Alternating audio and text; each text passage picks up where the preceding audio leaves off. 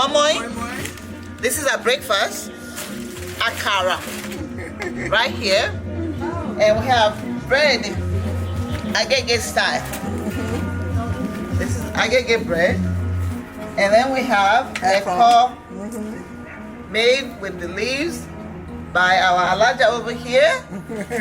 And then we have our ogi in here. This is breakfast selection. We're gonna be having lunch soon. And usually breakfast is complimentary in our event. So you get here early, you get to fill your tummy so you can concentrate on the activities and everything that's going on. Here. Oh yeah, eat it. No, put it in your mouth. It's made from fermented corn, right? It's like grits. You can enjoy it with sugar and milk. Okay, you want to taste it a little bit? This is the traditional Yoruba breakfast. Just give her about 1 hour, then she'll be running around. Okay. Let me see more. So, moi. Mama baking has.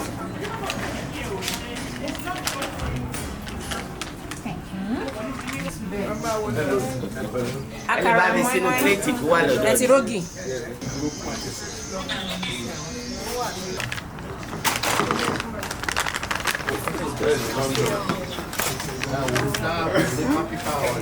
Atakara. Have you?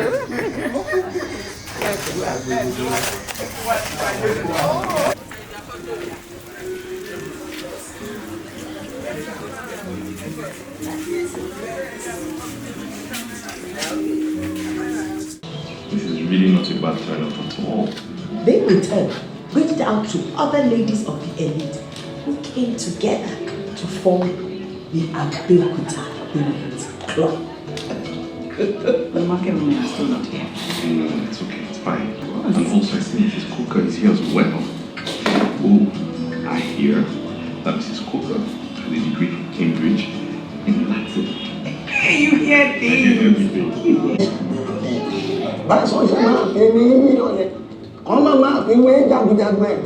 Don't mind the Lagos boys. They print only to sell their newspapers. Like Kabiyesi said, the women will soon be tired and go home. Leia, when they come, will be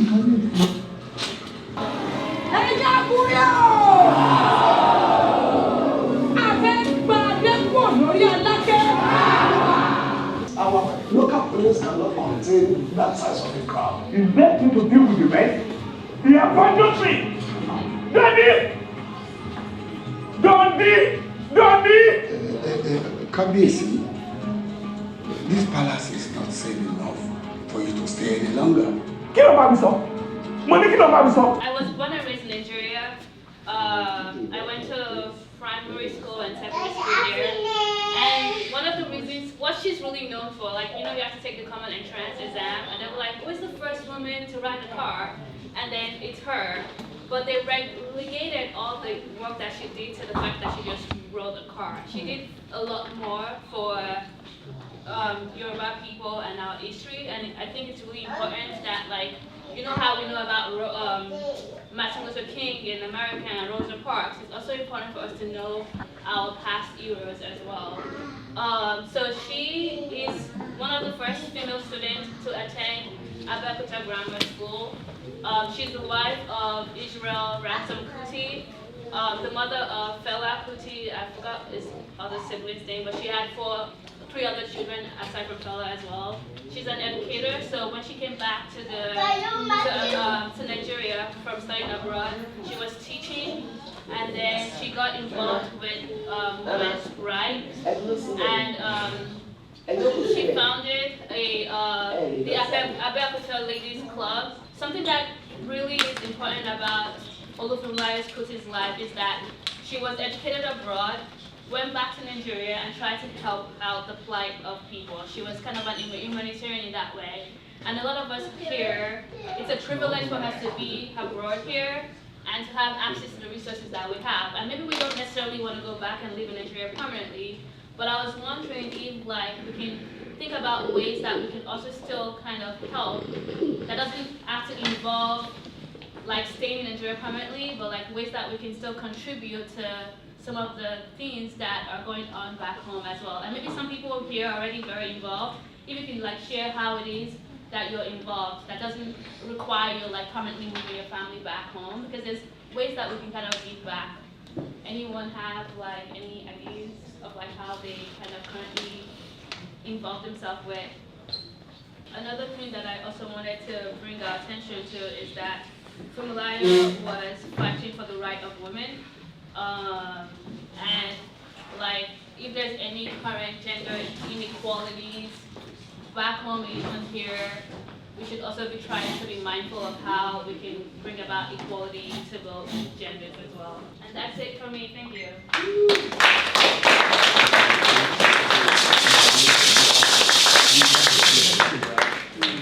There are 6 women that are part of your council, meaning that decision that is made by the Alaafin includes the opinion of 6 of those women. One of those women, the Alaafin, kneels down. Go and fact check me. I'm not making this up. It's not the common knowledge. Alaafin kneels down to one of those 6 women. So we have this check and balance that you find in most cultures. Some time ago I made a presentation when I said that it is not until 18-something that you have the first woman in the US Congress that is a part of the court. And same thing with the UK. Historically, we've had Yaloja, Yalaje, Yafin, Yosha. We have a lot of women that are part of the King's Court. So what happens here is that because of the corrupt system that the European or the British specifically imposed on Yoruba land, women were subjugated. So there was a shock when the British came and found that women are part of the government. Because in England at the time, they don't have women in government. Now some of us may say, oh well, if they don't have women in government, how come they have a Queen of England that can be a female? Well, this is the difference. That is birthright system that puts Queen of England to be queen. It is not election, it is selection. So the checkmate that you see right here is that a lot of times people in administration, which are majority men, also Yoruba land is majority men, they are afraid of women's curse. So the woman in nudity that goes to the administration and curse a political entity that is corrupt, they are afraid of it. So in some cases, they have these, they want to call them masquerade, I won't call them masquerade, they call Oru. The Oru is a cult of men that the king can dispatch in order to checkmate women. So he's avoiding a situation whereby the women that are powerful will rebel against him, so he can call Oru. When the Oru are called, you can also have women that will invoke their own power, the Iyami people. In English, they don't want to call them witch, but they're not really witch in the context of European mentality. The Iyami can also show up and checkmate the power of the Oru system. Over time, the Yami have been undermined because of the European system, and then you have more Oru. Today we hear more of Oru, right? The reason why you don't want the Yami people exposing themselves to you is whatever they say, that's belief. Because Yoruba monarchy is established with Isheshi. So the belief is that when there is any unjust activity, it's not just a curse, or anybody just pronouncing a curse. When there is injustice going on, that has to be established. And then the women go nude, and then they pronounce a curse because of those injustices. Anybody that is part and parcel of the injustice will suffer the consequences. That's what it is. So just because of that, they are afraid of a situation where women will go naked and then they'll pronounce a curse. When they talk about Yami, they are talking about respectable women in our society. They are not just any other woman in the society there, but especially this particular age, full of wisdom women that we have in our society. So we have so many programs for today. I want to introduce one thing to you. If you look at me, I am putting this on top of the shokoto. That is the kind of a trouser, or whatever, pants, whichever way you want to call it. This is the t-shirt that we have, and it has the logo of Omo Yoruba and everything in it. It's outside there for $25 for each to pick. We have so many programs that are going to go in pari passu. As we are sitting here, outside there are things going on. There's some people showcasing a red dress, which Yushe brought for people to look at it, how we make our own kind of dresses in Yoruba land. We have, I hope everybody enjoyed the breakfast. Yes. Yes, I will want to talk about Yoruba breakfast. If you take ogi, akara, amomoy, I am too sure for that day, your body will be so light. You'll be able to move around, you walk, you do everything. Then later you cannot take inyo and neba with all sorts of soup. Then you'll be able to sleep very well. I have beautiful dreams. So you see, our people, they have the way of doing things in such a way that we don't want us to forget about this tradition and the culture. I want us to think back into our background and forget now at the backbone. There's one thing in life that I think always influences whatever we do, and that is the background. Backbone is just support. Maybe go to school, you learn, but the background is very, very important for everybody. So the culture and tradition of Yoruba, people, we started it today with the kind of breakfast that our people normally have. So for the people that made it possible, thank you very much. Now we have our able, energetic, here is in control of everything here. We are trying as much as possible to let the generation behind this people we are growing all this white something, handle all these things. We like it that way because whether we like it or not, they're going to be the leader of now and then. So please, they're going to control everything and they're going to let everything go smoothly. Yes. But like I said, there'll be too many programs. We're thinking about scholarship too.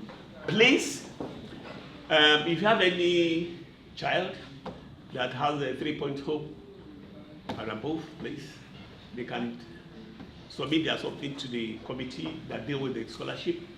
We try to encourage our children to be studious, take their education seriously, because without education, I don't think you're going to get anywhere. So that is there. Any of the organizers, they are there. Aside just register and then bring a proof of your results and everything, and then you get something out of it. Mm-hmm. So, like I said, the program is a pari passu. We're going to have things going aside there. We're going to have people showcasing anything. We have lunch coming in and all that. It's going to be a fun-packed day. Everybody's going to enjoy itself. And our kids, they will be troubling you. Daddy, are we not going to go there again? That will be next week. It's because they're going to enjoy themselves here. I can assure you that. So, Yomi, you are welcome again. Please enjoy your play.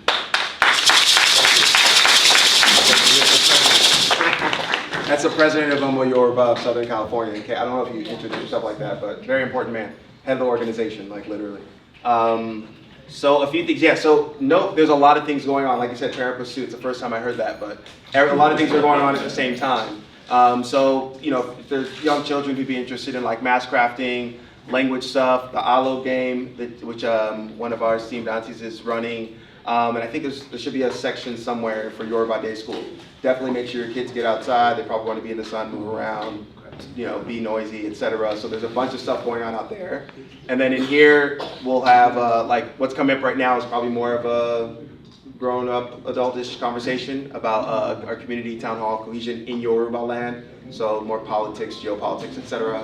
So yeah, so if you want to move around, now you can take a quick moment, and then we'll start in less than 5 minutes as I pull up my slides to talk about this community town hall next. So.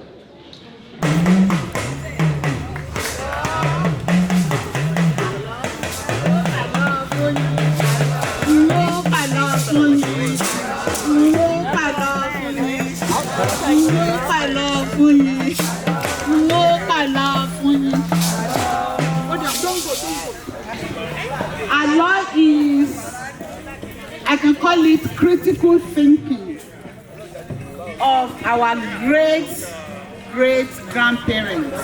Àlọ́ àpamọ̀ wà, àlọ́ àpagbè náà sì wà. Ṣùgbọ́n èyí tá a kọ́ máa fi bẹ̀rẹ̀ tí n bá sọ pé àlọ́ o, ẹ máa dá mi lóhùn pé àlọ́. Ta ló mọ̀ o? Ọ̀pá tẹ́rẹ́ kan lè ẹ wo àsìkò ọwọ́ yín kẹ́ tó dá mi lóhùn. Afọ́jú ló ń pàlọ́ ọ̀sán, tèmi tọmọ ni màá pàlọ́ ìrọ̀lẹ́. Èmi mọ̀ o, ọ̀pá tẹ́rẹ́ kan ló kọ̀run òjò ní o. Ẹ wó wọn látẹ̀wọ́ o. Torí pé ọ̀sán la wà, ẹnikẹ́ni tó bá ti fẹ́ dáhùn ẹ gbọ́dọ̀ sọ pé afọ́jú ló ń pàlọ́ ọ̀sán, tèmi tọmọ ni màá pàlọ́ alẹ́.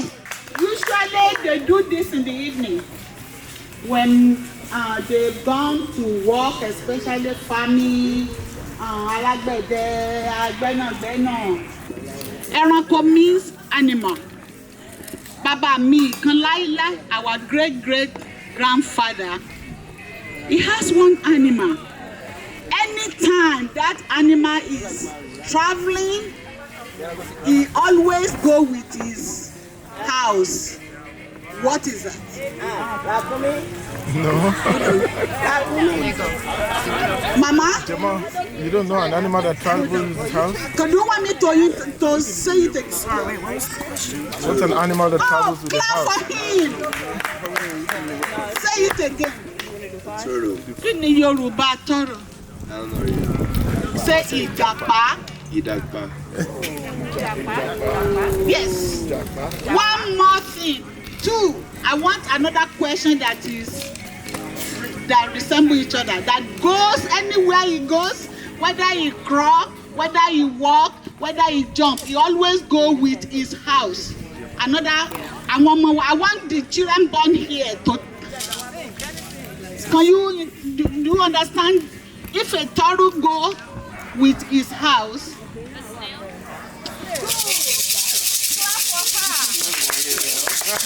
You see, now that is why you want to tell me our great grandparents don't have brain.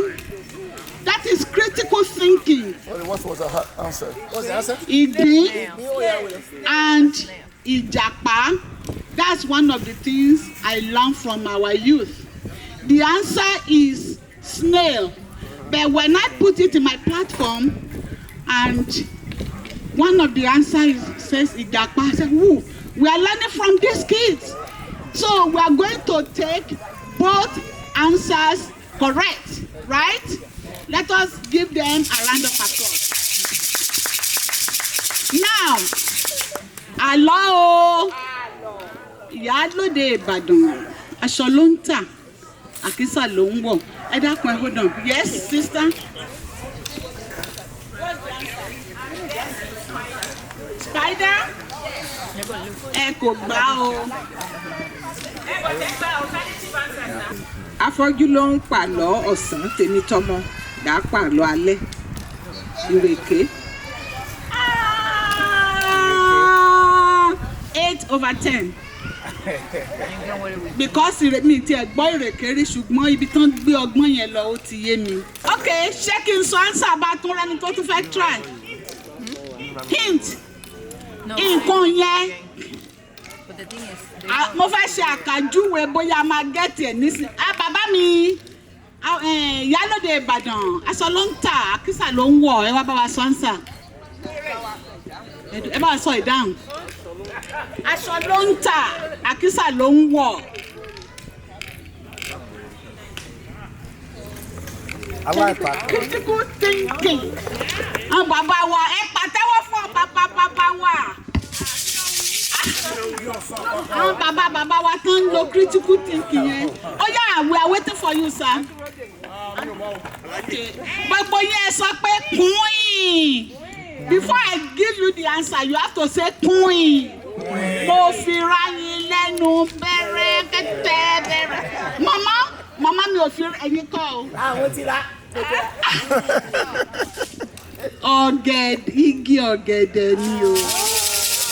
Torí ẹ̀ mo sọ, ta ló sọ pé ìrèké? Ẹ̀yin lẹ sọ pé ìrèké? Okay, the reason is ṣe rí pé ọ̀gẹ̀dẹ̀, igi ọ̀gẹ̀dẹ̀, ó ń so ọ̀gẹ̀dẹ̀, ta fi ń dín dòdò, ta fi ń ṣe lùbọ́, ta fi ń ṣe bọ̀ọ̀lì, kí tó máa ń fi ọ̀gẹ̀dẹ̀ ṣe? Ìpékeré. Ìpékeré. Ewé rẹ̀ náà mo rí ta tún fi pọ́n ẹ̀kọ́ wálé ni o. Tẹ́ bá wo igi yẹn, ẹ rí pé ní kò ń green dókè àwọn tó ti brown bí aṣọ ràgẹ̀ràgẹ̀ orí ẹ̀. Òun ló fi ń bòrà, ẹ pàtẹ́wọ́ fún mi o. From now, ṣé ká mú ìrèké náà ká máa fi ṣe answer because ìrèké náà the same thing ṣe pé ìrèké náà ó máa ń fi ràgẹ̀ràgẹ̀ bòrà. Àti mò ń bọ̀ láàárọ̀ yìí tí mo gé ẹ wò. Mo ní láti gé kinní ara rẹ̀ yẹn kúrò, aṣọ yẹn. Bọ́ọ̀lù owó látàkùn ṣe bá kinní mu. Owó aláǹtakùn kò sẹ́ni tó lè fi ránṣọ. Òbí àbí. Àlọ́ orúkú tìǹdì. Orúkú tìǹdì. Miss Sharon tí ò pay attention ni màmá pè kán dá mi lóhùn. Alájà Fausa, these questions for you. Fújì lẹ́kọ̀ọ́ yẹ o. Okay, sorry. Àlọ́ o. Afọ́jú ló ń pa lọ́sàn-án. Tèmi tọmọ ni màá pàdé ọ̀lẹ́. Àṣẹ. Orúkú tìǹdì. Orúkú tìǹdì. Orúkú gbígbá ọmọ. Oh, okay. I will make it easy for you. Okay. Orúkú tìǹdì means something tìǹdì.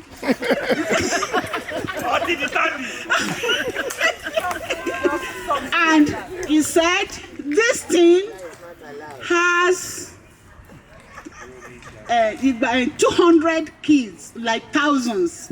Anytime you hear of Orúkú having children, it may be plants, because you know with plant it has seed. It may be human being. It may be whatever, can be animals. So this Orúkú follow me. Orúkú tìǹdì. Obi igba many children, 200 children. And ó wá lé gbogbo wọn ní tìró. Tìró is coals. Where we have the women that will make up this thing like lead pencil. Something that has a lot on it. But all the children, they have the tiro. They have the eyebrow, eyeliner. What do you think that could be? Àwọn ọmọ wa mo tẹ̀ nìkan try. The children, all of you born in this country, try. Orúkú tìǹdì, that thing, maybe animal, maybe plants, maybe insects, maybe human being that has more than 10 when the reproductive system bring us something, you will get more than 200. But all of them has holes.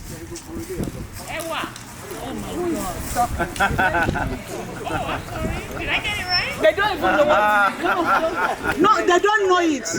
Okay, what is it? I don't know what it is, but perhaps frogs with the tadpoles or those black-eyed peas. Yeah. Oh, yes. Perfect. I don't know. Black-eyed. How many people know black-eyed pea? The beans. No, they have eyebrows. They have black eyebrows. My God. Everything has, yes. So when you said that one, And how many do you get on the stock? It's like 200 kinds of beans. So that is how our father, they have, critical thinking. Now, I want to go back to that Oruku Tindi Tindi again. So please pay attention. Hello. You forgot to say Afọ́jú nípa lọ́sàn. Next time you answer, you have to say Afọ́jú nípa lọ́sàn. Say that. Tèmi tọmọ ni màá pàlọ́ alẹ́.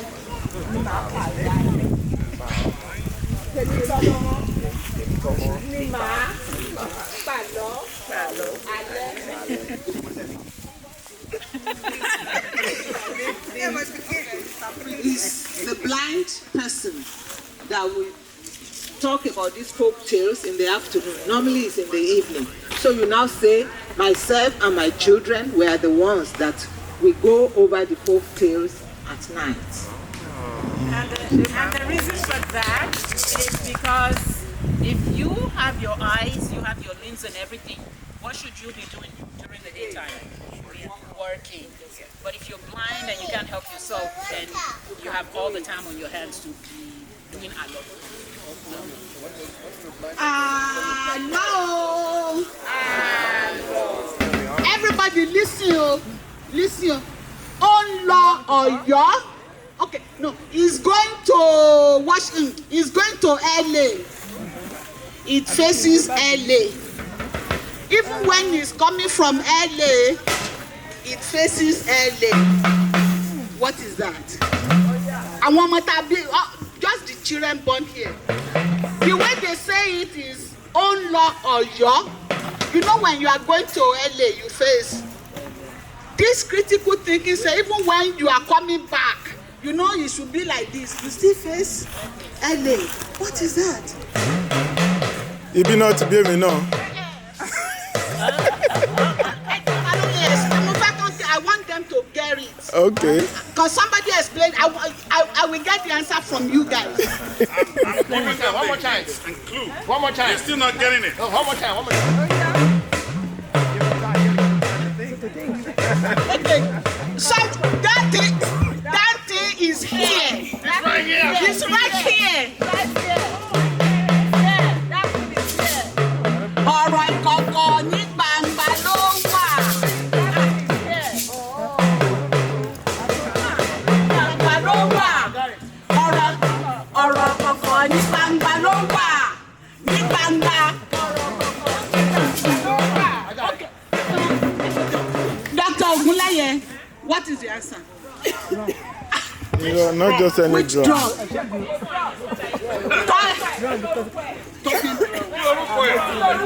This is it, you know, when the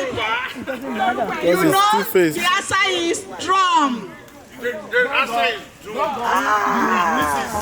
Talking drum. The only one that has both front and back. So it's gong.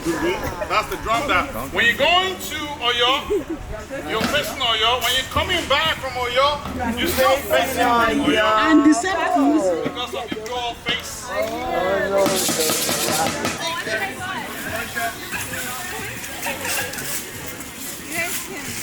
So, would you like to make some math? Okay. So, here is, we're going to be doing it over there. And then we're waiting for the water to come back. Okay. So, here you go. And if you want apron, we'll have some to you later. Then we're going to get us some paint. I'm going to start with basic color. And then you can tell me what colors you want. Yellow's always good, right?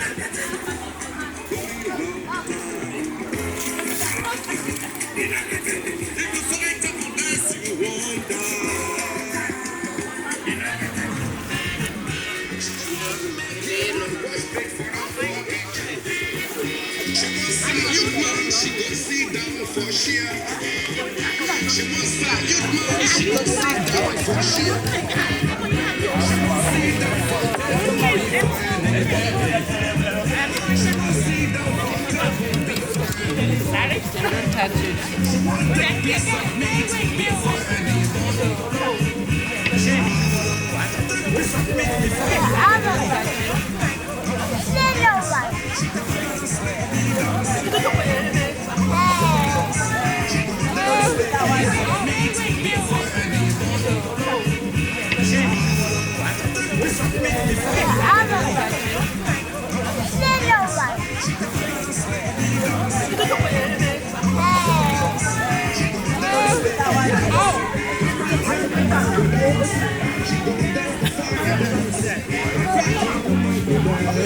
Ayo, come here.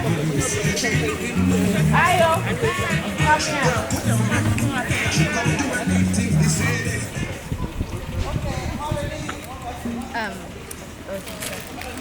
No, that's his name.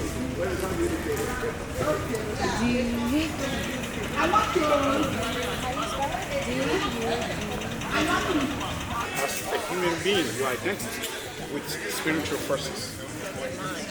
Yes. So the concept of Ori in Yoruba land is more than just a physical head. It has to do with the spirituality. Freebie. Yeah, this is farmer's market. Farmer's market. Okay, I'll take one of these. Okay. Yeah, that's a lot. Okay. I'm interested in the fruits and vegetables. You have a carrot. Carrots, yes. Carrot juice, here I come. One.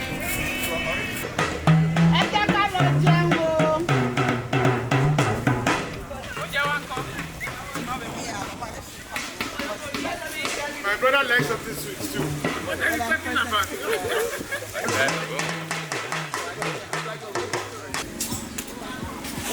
Mr. President, how you doing? Okay.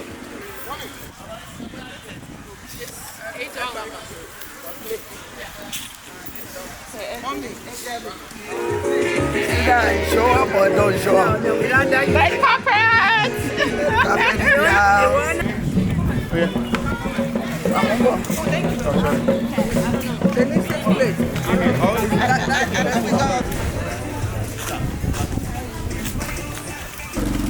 You're welcome. Class starts in 15 minutes. You guys go and find where you're going to sit. Okay?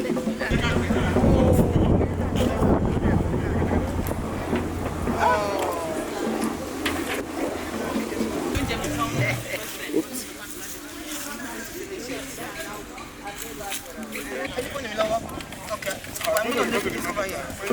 Okay, you want chicken? I want both for mine. You want chicken or just meat? Just meat. Okay. Oh, yeah. The tweaks we have.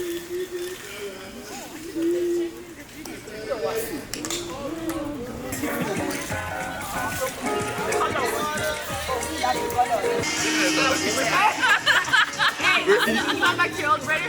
Yeah, you took a flight down here? Yeah, I did. I pay my bills. What you talking about? Okay, fair enough, fair enough. I pay my own rent.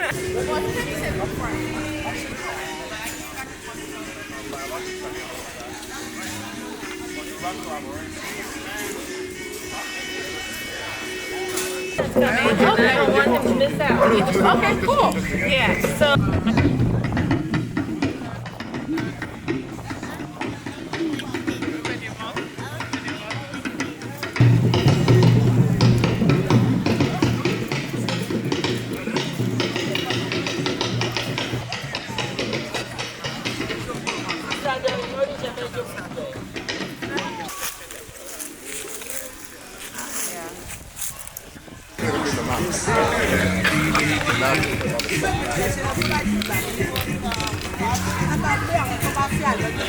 It's really not one. But I think it looks like most people are coming. Aṣọ tó bá dára ni kó rà fọ́mọ rẹ̀ o. Ìlà tó bá dára ni kó rà fọ́mọ rẹ̀ o. Aṣọ tó bá dára ni kó rà fọ́mọ rẹ̀. Ìdí tó bá dára ni kó rà fọ́mọ rẹ̀. Tó bá lógún ẹrú, èyí wọ́n fà ọkàn. Tó bá lógún ẹrú sẹ́ẹ̀, ó ní wọ́n fà ọkàn. Ọjọ́ tó bá kú ọmọ làdé. Bàbá lókè jẹ́ kọ́mọ wá ṣe lédè wá nítorí ọmọ láṣọ ayé ọmọ láṣọ. Nítorí ọmọ láṣọ ayé ọmọ láṣọ. Nítorí wípé ọmọ láṣọ ayé ọmọ láṣọ. Nítorí wípé ọmọ láṣọ ayé ọmọ láṣọ. Nítorí wípé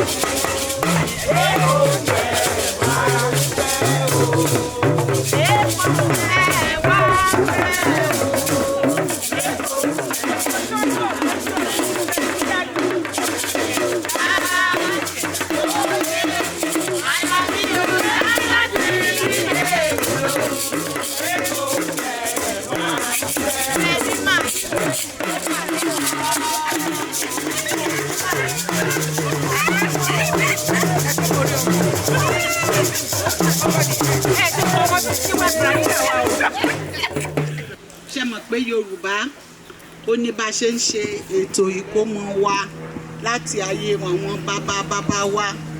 Eléyìí ò látẹ̀sìn lọ rárá. Ìṣẹ̀ṣe wa rèé, àbáláyé wa rèé bá ṣe ń sọ ọmọ lórúkọ. Àwọn nǹkan tó wà níbí tá a fẹ́ lò lénìí láti fi sọ ọmọ lórúkọ àbí tí a ń lò láti fi sọ ọmọ lórúkọ. Tó bá tiẹ̀ tún wá jẹ́ pé bèjì, wọ́n tún máa ṣe ẹ̀wà sí lẹ́gbẹ̀ẹ́ o. Ẹ̀wà bí àgbàdo, àwọn ìbejì olójú wíníwíní, èjì ọ̀rọ̀ lójú ìyá ẹ̀.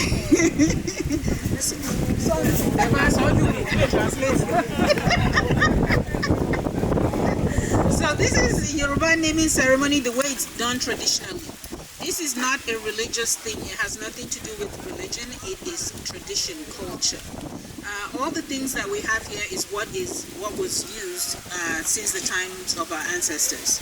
Now, if the babies are twins, then beans will be added. Okay, so bá ṣe máa ṣe kó má bàa fi gbára wa lákòókò, má kàn rọ adárúkọ títí dẹ̀ bá ṣe mú àdúrà, ìre, ìwúre la fi máa ń ṣe fún ọmọ. Omi náà kọ́ máa ń lò, alómi, ṣúgà, ìrèké, orógbó, atare, iyọ̀, oyin, obì, epo, gbogbo ẹ̀. So bá ṣe máa bí àwọn bàbá wa pọ́n ṣe máa ń ṣe láyé ìgbà yẹn, ẹ bá wa gbé bébì. Ṣé ẹ gbọ́ Yorùbá tá à ń sọ? No, what's the interpretation? Okay, so these are all the items that are used. All of these items are used as prayer Symbolism. prayer symbols. Yeah, symbols, emblems, symbolism.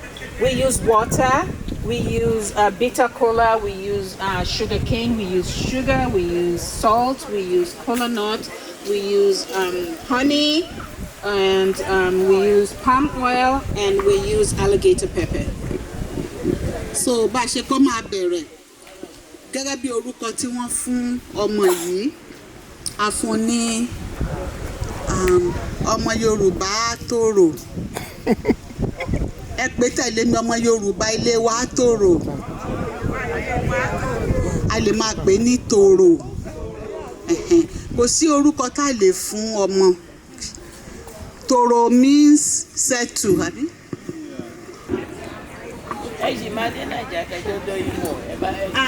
Tá bá sọ pé mu, ṣe mọ̀ pé wọ́n mu omi ni. Tó bá ṣe pé nǹkan tí mo mú jẹ lẹ́ fi reply. Tó bá yẹ pé ná bí owó, ẹ sọ pé ṣé Yorùbá mi yẹ yín tí n bá pè ní, for example, omi rèé o, ẹ jọ̀ọ́ sómi wà ńlẹ̀. Ẹ fún bàbá àgbà ní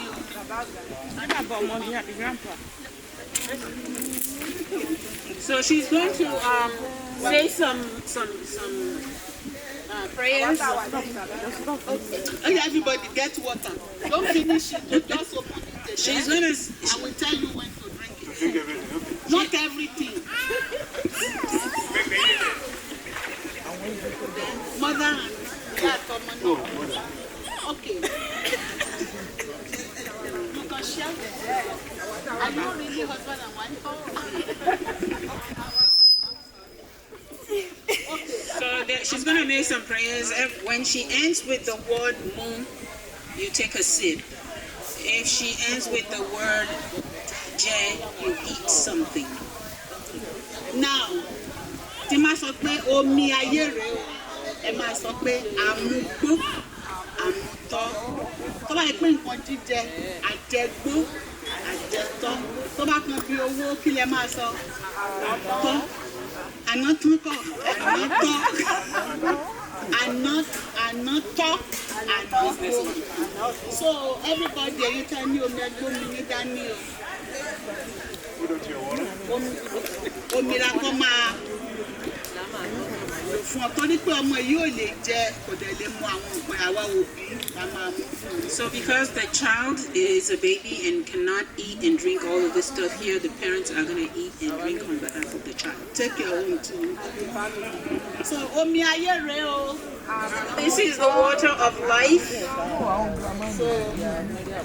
So you take a sip. Drink it for the baby. Usually I will just put a little bit.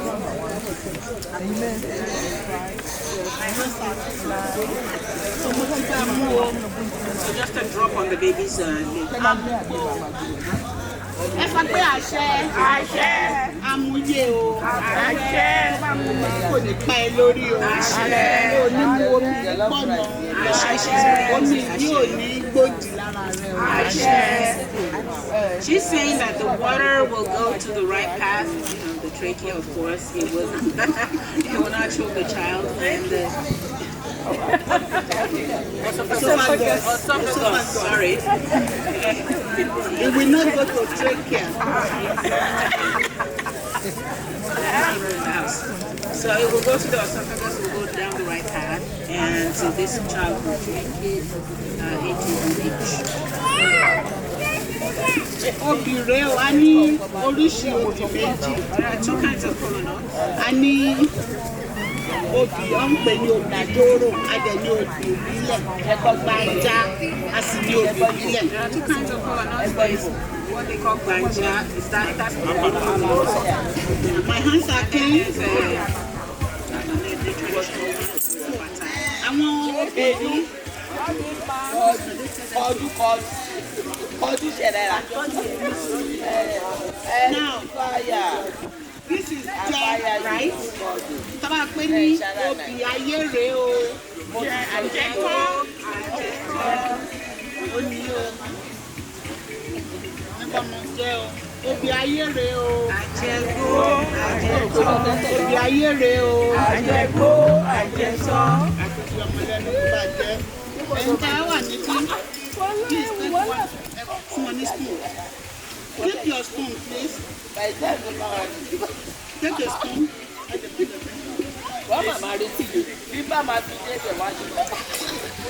And the guy will take your spoon. Okay. Torí pé nínú ibi ayé ìgbà yẹn wọ́n á lo ọwọ́, wọ́n kọ́ fi kan oyin. Àwọn African gbogbo tó máa jẹ ìgbà tẹ̀sán pé torí Nàìjíríà ọwọ́ wa rèé oyin ni the first tá a bá ṣe tún tẹ̀kọ́ máa lò. Tẹ́ bá fi kan ṣe pé tẹ́ bá ti fi kan epo díẹ̀ tẹ́ fi kan iyọ̀ díẹ̀ ó máa kárí. So right now obì mo ti kọ́ fún baby. Pass it round to So because the baby has taken the kola nuts, everybody will take a tiny piece of food. Just one time. Now, traditionally, each person will dip a hand in each of these, the salt, the honey, the oil, and then make it. But we're going to use spoons, so you dip your spoon into each. Right? You don't have to eat it. And then you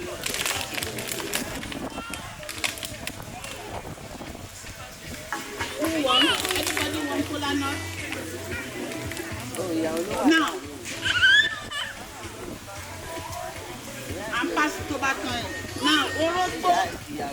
Wait, sorry, before that. interpret Obi. Okay, Obi. Tankmin carry. Wọ́n ní obì níbi ibi dànù. Ẹlẹ́dàá wa yóò bí ibi dànù fún wa. Pásíjọ́ obì yìí náà, obì á bí ikú dànù fún ọmọ yìí. Obì á bí àrùn dànù fún ọmọ. Ẹ mọ̀ sí àṣẹ. A ti fi obì yìí a ti fi gbàdúrà pé á bí ikú, á bí àrùn, á bí òkú dànù nínú ayé ẹ̀. Okay, so the kola nut is called Obi in Yoruba language. And aside from the O, the B part also has a meaning. When a child throws up, we say obi, right? When you throw something out, you say you bidanu, or you beat it away. Purge. Throw out, you purge it. Thank you. You purge it out. All right. So the purpose of using obi for prayers is to say that anything evil that is about to befall this child, the child will be done, will purge it off. Any illness, any sickness, any malaise, will purge it out. So that's the purpose of using that. Orogbo ayé rèé o. Àjẹgbó, àjẹtọ́, pé àjẹgbó, àtọ́. Orogbo ayé rèé o. Àjẹgbó, àjẹtọ́. Orogbo ayé rèé o. Àjẹgbó, àjẹtọ́. Ó ní mo jẹ yìí o. Orogbo is bitter cola. Orogbo is also very medicinal. So it is also used as a point of supplication. That Orogbo á jẹ́ kí ọmọ ìyá gbàdúrà ká ṣe ní ìwúrọ̀ pé á gbó, á tọ́, á dàgbà, á dògbò, á gbó bí olúgbó gbó ti gbó. Ẹ ṣe àṣẹ. Áfíríkì jókì. Áfíríkì jókì. Áfíríkì orí páwú. When we say go in Yoruba language, it means something that stays long, that is also seasoned. You understand? So when we use this, we're saying the child can About baby girl. everybody knows what they want. Everybody is bitter. That's why they call it miracle. And it's very medicinal. Very, very medicinal. Okay. If you have digestive issues, you eat that, it helps a lot. Now the next one is atare. Alligator pepper. Atare. Atare kì í di tiẹ̀ láàbọ̀. Atare kì í di tiẹ̀ láàbọ̀. Atare ayé rèé o. Àjẹgbó. Atare ayé rèé o. Àjẹgbó. Àjẹtọ́. Atare ayé rèé o. Àjẹgbó. Àjẹtọ́. Mo bá ọmọdé sí náà lẹ́nu. Atare. Alligator pepper. Tábà ẹyọ kan yìí. Tábà já. A lè ní 1,000 gan nínú ẹ̀. Ẹwọ ẹyọ kan tá a já. So a gbàdúrà pé a ṣe ní ìwúrẹ́ pé ọmọ yìí náà kò náà bí kò náà pọ̀ sí i. Á pọ̀ sí i. Kò náà gbéyàwó, kò náà níyàwó, kò náà fi ọkọ, kò náà gbéyàwó fọkọ tó ọmọ bá ṣe ń bá gbogbo àwọn àdúrà yẹn lò. Alligator pepper nìyẹn bá wa pass around. A lot of times, some people when wọ́n bá jẹ obì, ní àpẹẹrẹ mi máa sọ pé inú ṣe bákan just take one atari or ẹ̀jẹ̀ pẹ̀lú ẹ̀ ó máa nu atari. If that's too much, you cannot finish that. It's very hot. It's very hot. Just It's one. spicy. Just one. I have to tell you my mouth.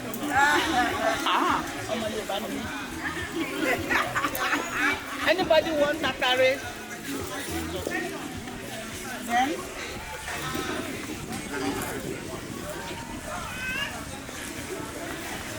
Okay, so, all right, so, so the significance of using alligator pepper, it comes in a pot, right?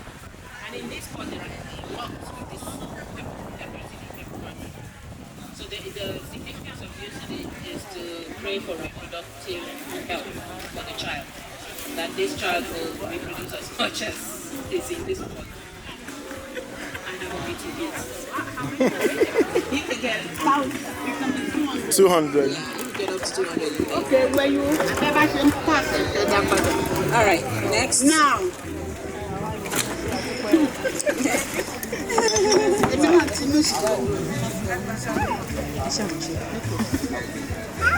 Oyin rèé o. This is honey. Oyin ayé rèé o. Àjẹgbó. Àjẹtọ́. Oyin ayé rèé o. Àlágbó. Àjẹtọ́. Oyin ayé rèé o. Àjẹgbó. Àjẹtọ́. Bí oyin ṣe dùn, ṣé ní ìwúre pé ayé ọmọ yìí náà á dùn á lóyin o kò ní dídùn dídùn là ń bá ilé olóyin dídùn dídùn nílé olóyin oyin mọ́mọ́ o ẹ̀kájé rẹ̀ dùn dálẹ́ o oyin mọ́mọ́. So when we finish you will see the way I will use my spoon. I will not pass it around here. Iyọ̀ rẹ o iyọ̀ ayé rẹ o iyọ̀ ayé rẹ o Àjẹgbó, àjẹtọ́. iyọ̀ ayé rẹ o Àjẹgbó, àjẹtọ́. iyọ̀ ó jẹ́ nǹkan tó ṣe pé ní ó lágbára gan-an tá a bá ń jẹun tá a bá fi iyọ̀ sí ẹ rí i pé lóúnjẹ yẹn ò ní dùn bí iyọ̀ ṣe jẹ́ ohun tó nǹkan èlò tó lágbára bẹ́ẹ̀ náà la ṣe ìwúre fún ọmọ yìí a fi kékeré a fi sí ọmọ lẹ́nu nígbà tẹ́mi náà bá ti fi sẹ́nu mo ti foyín sẹ́nu bẹ̀ torí spoon tí màá lò torí síbí tí màá lò pé ayé rẹ̀ á níyọ̀ o ayé rẹ̀ ò ní dòbu o bó ṣe jẹ́ iyọ̀ fún àwọn òbí rẹ̀ wàá jẹ́ iyọ̀ fún ara ẹ wàá jẹ́ iyọ̀ fún ilé ẹ wàá jẹ́ iyọ̀ fún orílẹ̀-èdè ẹ. So salt is very important in our lives because without salt we will all be dead. There's salt in our body, right? That's electrolyte. So we use salt to pray for the child that as salt is useful in our life, so the child will be useful to himself, to his society, to his parents. Ṣúgà òyìnbó ṣúgà iyọ̀ òyìnbó ṣúgà là ń pè tó láti inú ìrèké láti rí. Okay, so this is kind of like doubling up on the culture because traditionally we use sugar cane. Yeah. But when sugar came into existence, they started Sugar cane, using right? sugar. This one. That's sugar cane. I will come to sugar cane. Ṣúgà ayé rè o. Àjẹtọ́. Ṣúgà ayé rè o. Àjẹgbó. Àjẹtọ́. Ṣúgà ayé rè o. Àjẹgbó. Àjẹtọ́. Kékeré kan ọmọ lẹ́nu So àwa náà á jẹ ayé rẹ̀ á dùn bí ṣúgà ṣe dùn tó ṣe pé tá a bá po tíì àbí a bá fẹ́ mu ẹ̀kọ tá a bá tí ì rí nǹkan tó dùn fi mú kò dùn bí ṣúgà yìí ṣe dùn tó láyọ̀ ayé ọmọ yìí náà láyọ̀ o. So this is saying that as sweet as this sugar is, that's how this child's life will be sweet. Epo ayé rẹ̀ o. Palm oil. Àjẹtọ́. Epo ayé rẹ̀ o. Àjẹgbó. Àjẹtọ́. Epo ayé rẹ̀ o. Àjẹgbó. Àjẹtọ́. Epo ó ṣe pàtàkì lára àwọn nǹkan èlò fọ́bẹ̀. Tí tọ́bẹ̀ ò bá lépo ojú rẹ̀ á dàbí àtẹ́ á ṣe bákanbákan ṣùgbọ́n epo máa ṣe lòlòlò.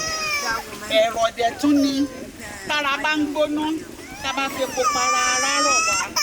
Èèyàn tó bá ti ní migraine orí túlù rí ẹ̀rọ aláàárín orí báyìí ẹ fi epo pupa kẹ́ fi sí àmùjẹ yẹn ẹ má lo oògùn kankan kẹ́ wo tó máa ṣẹlẹ̀. So palm oil is very useful and it's also medicinal. Palm oil is used in cooking. It makes the soup look good and bright. It's also good for cosmetics, of course. If you look at a lot of the things that if you look at a lot of your cosmetics, you see palmitate in there. That's a derivative of palm oil. It's used for soap making. It's used. It's also medicine. If a person has migraine, you put a little bit on this soft spot on the front fontanelle of the child or yourself. The migraine will subside. So. Also boils. If you have boils, it helps. Oríṣiríṣi ọ̀nà ni Elédùmarè gbà láti fi bùkún àwa ọmọ káàrọ̀ oòjíire pẹ̀lú gbogbo àwọn ọmọ.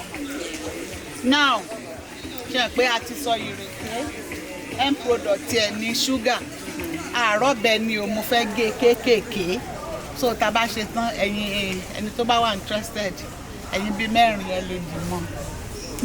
So ìrèké ayé rèé o. Àjẹgbó, àjẹtọ́. Ìrèké ayé rèé o. Àjẹgbó, àjẹtọ́.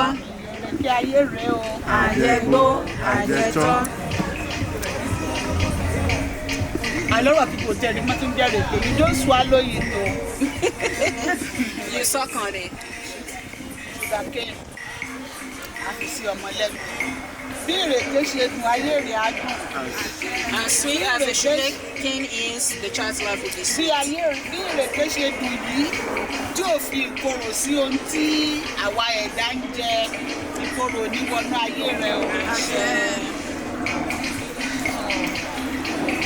So the sweetness of the sugar cane drives away bitterness. If you have something bitter in your mouth and you chew on sugar cane, your mouth will become sweet. So whenever this child is undergoing any tribulations, just as this sugar cane is sweet, the sweetness will follow the child. Then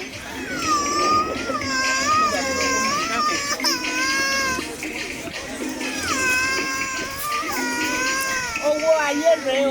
Àná tọ́. Owó ayé rèé o. Àná gbó, àná tọ́. Owó ayé rèé o.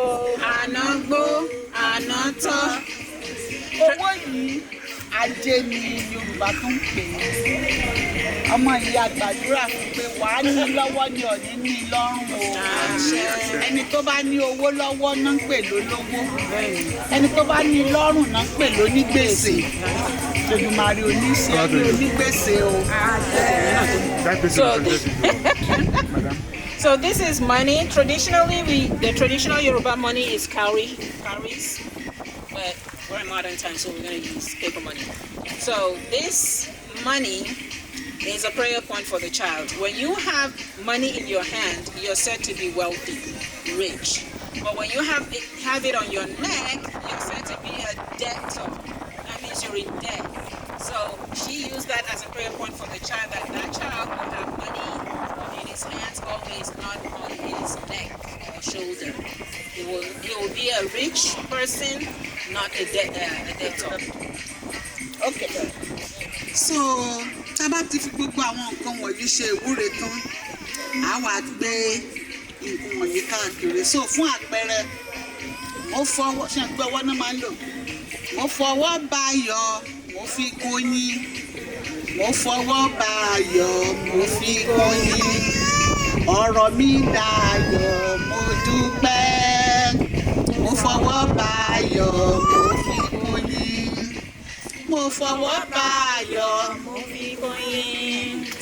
Mo fọwọ́ bá yọ, mo fi kóyín. You see the way I do it? Don't put it in your mouth just one time. Do that. Oh, okay, you want to do everything? Oh, wow. Okay. You're powerful. So, oyin first, then epo, then.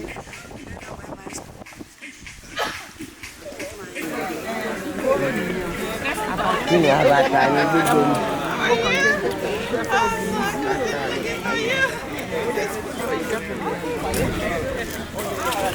Ìyàgbó, ìyàtọ̀, àgbo àtọ̀. No, omi ti wà ní. Go.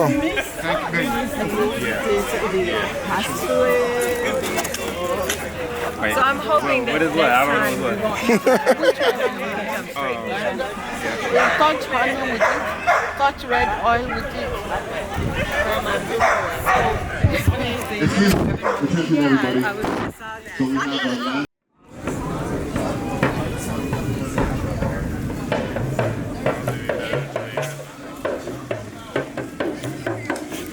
Hello.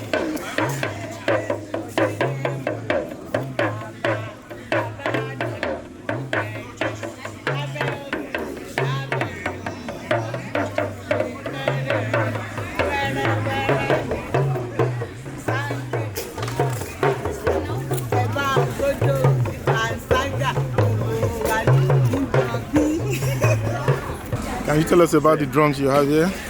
This is Konogo,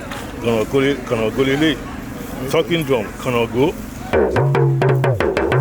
Okay, Ilele, that's really.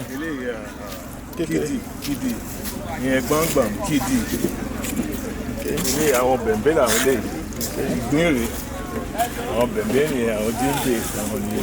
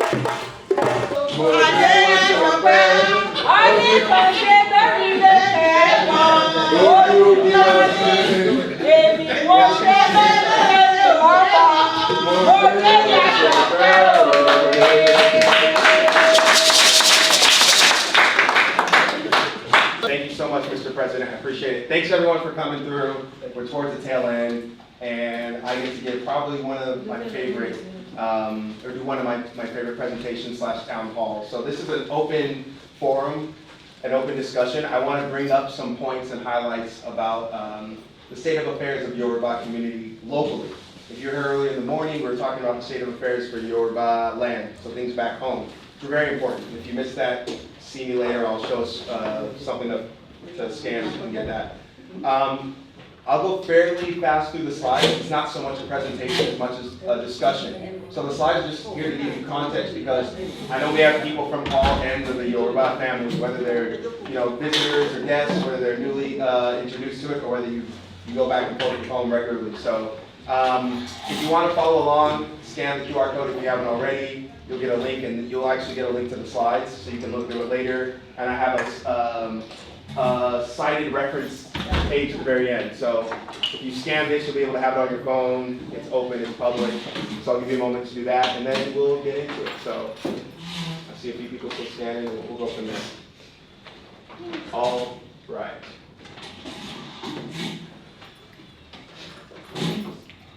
So, what is this about? This is about the implications of being Omo Yoruba, Omo Luwabi, outside of the homeland, and what it means for us as a diaspora. So I want to look at the challenges and opportunities we face in adapting to new environments and maintaining our culture and progressing, right? Which this event itself is a part of.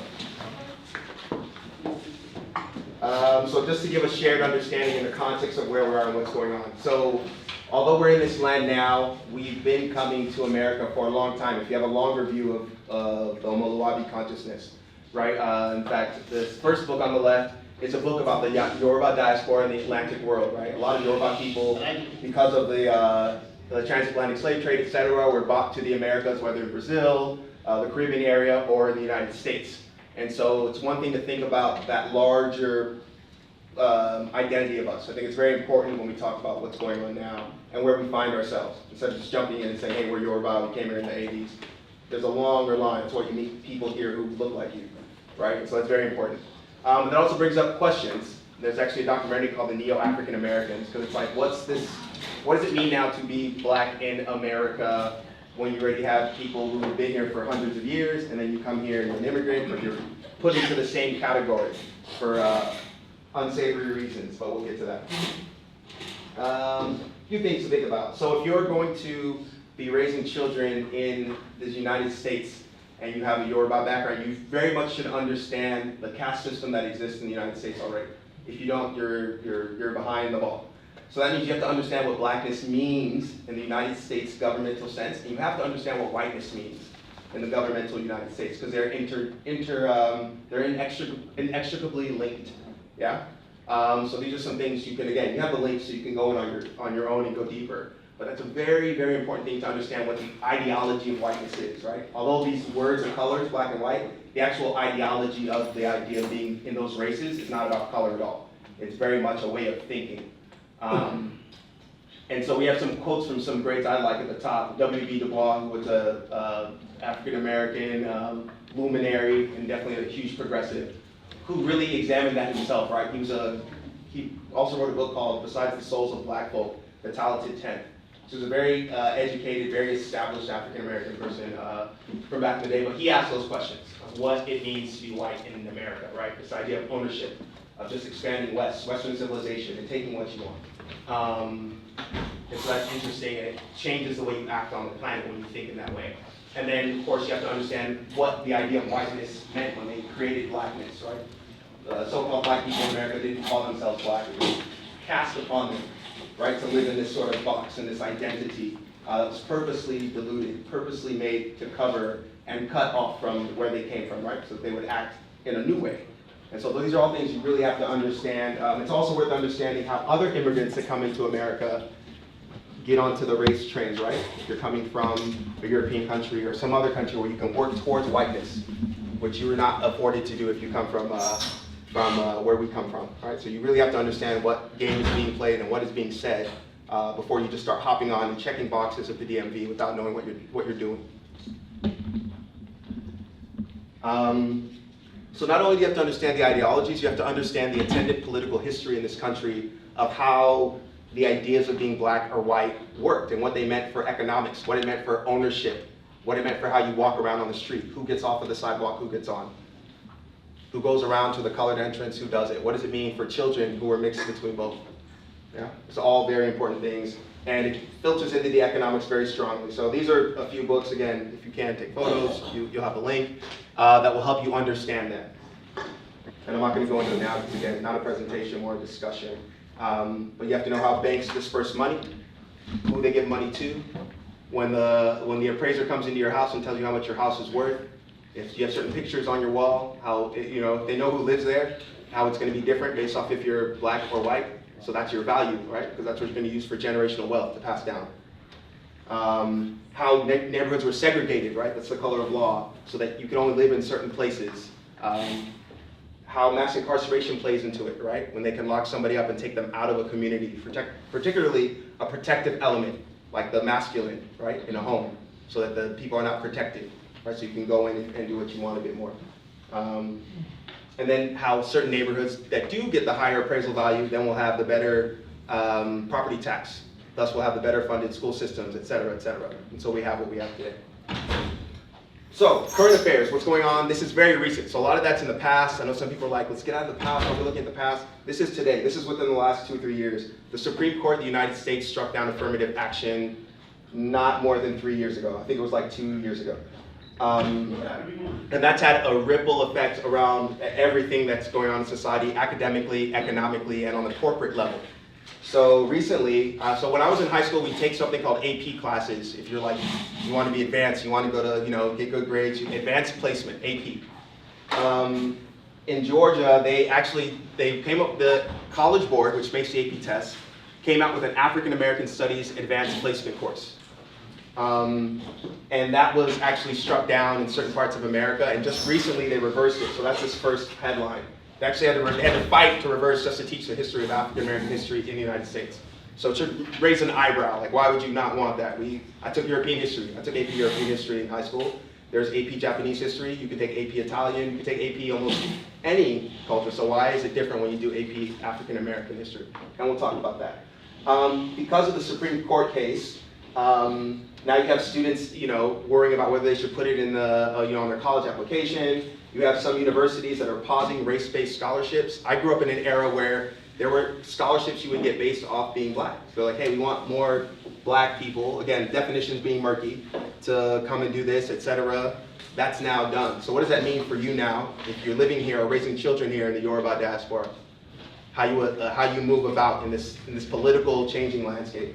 And also, why is there such a fear, this understanding or study of African American history, right? And that's a very important thing to think about. I'd love us to discuss that. I have my thoughts. So how does this sea change in the Supreme Court case affect hiring?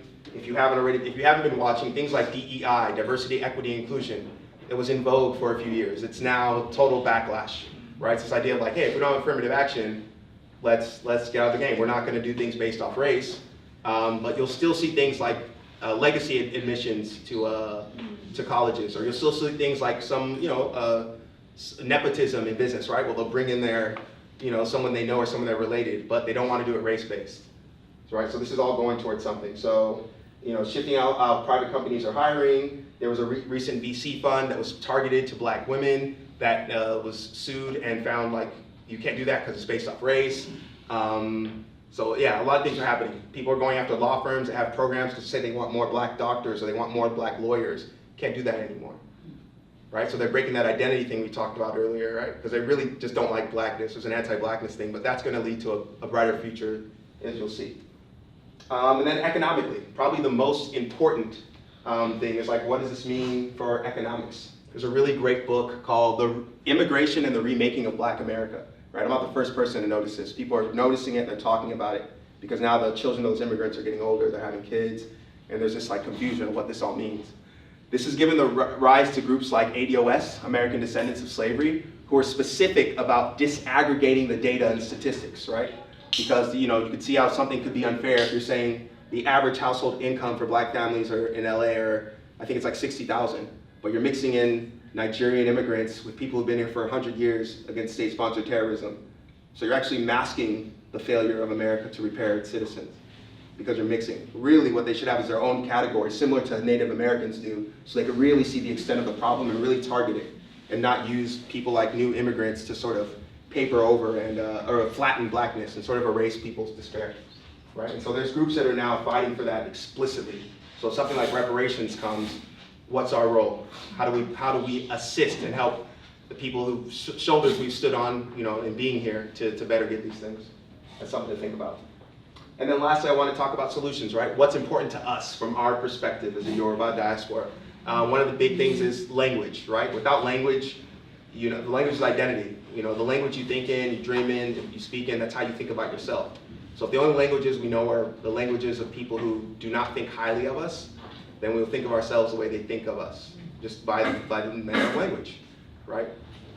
So that's super important. So, Omoluabi, et cetera, Ede Yoruba. So these are important things. So there's an online platform called Yoruba for Kids. I put a link up here to check out. There is the esteemed teacher, Mrs. Arowolo, who's actually here, who wrote the book Yoruba Agbayi, and has them here. She's selling them, I think, here. She's around there. She is.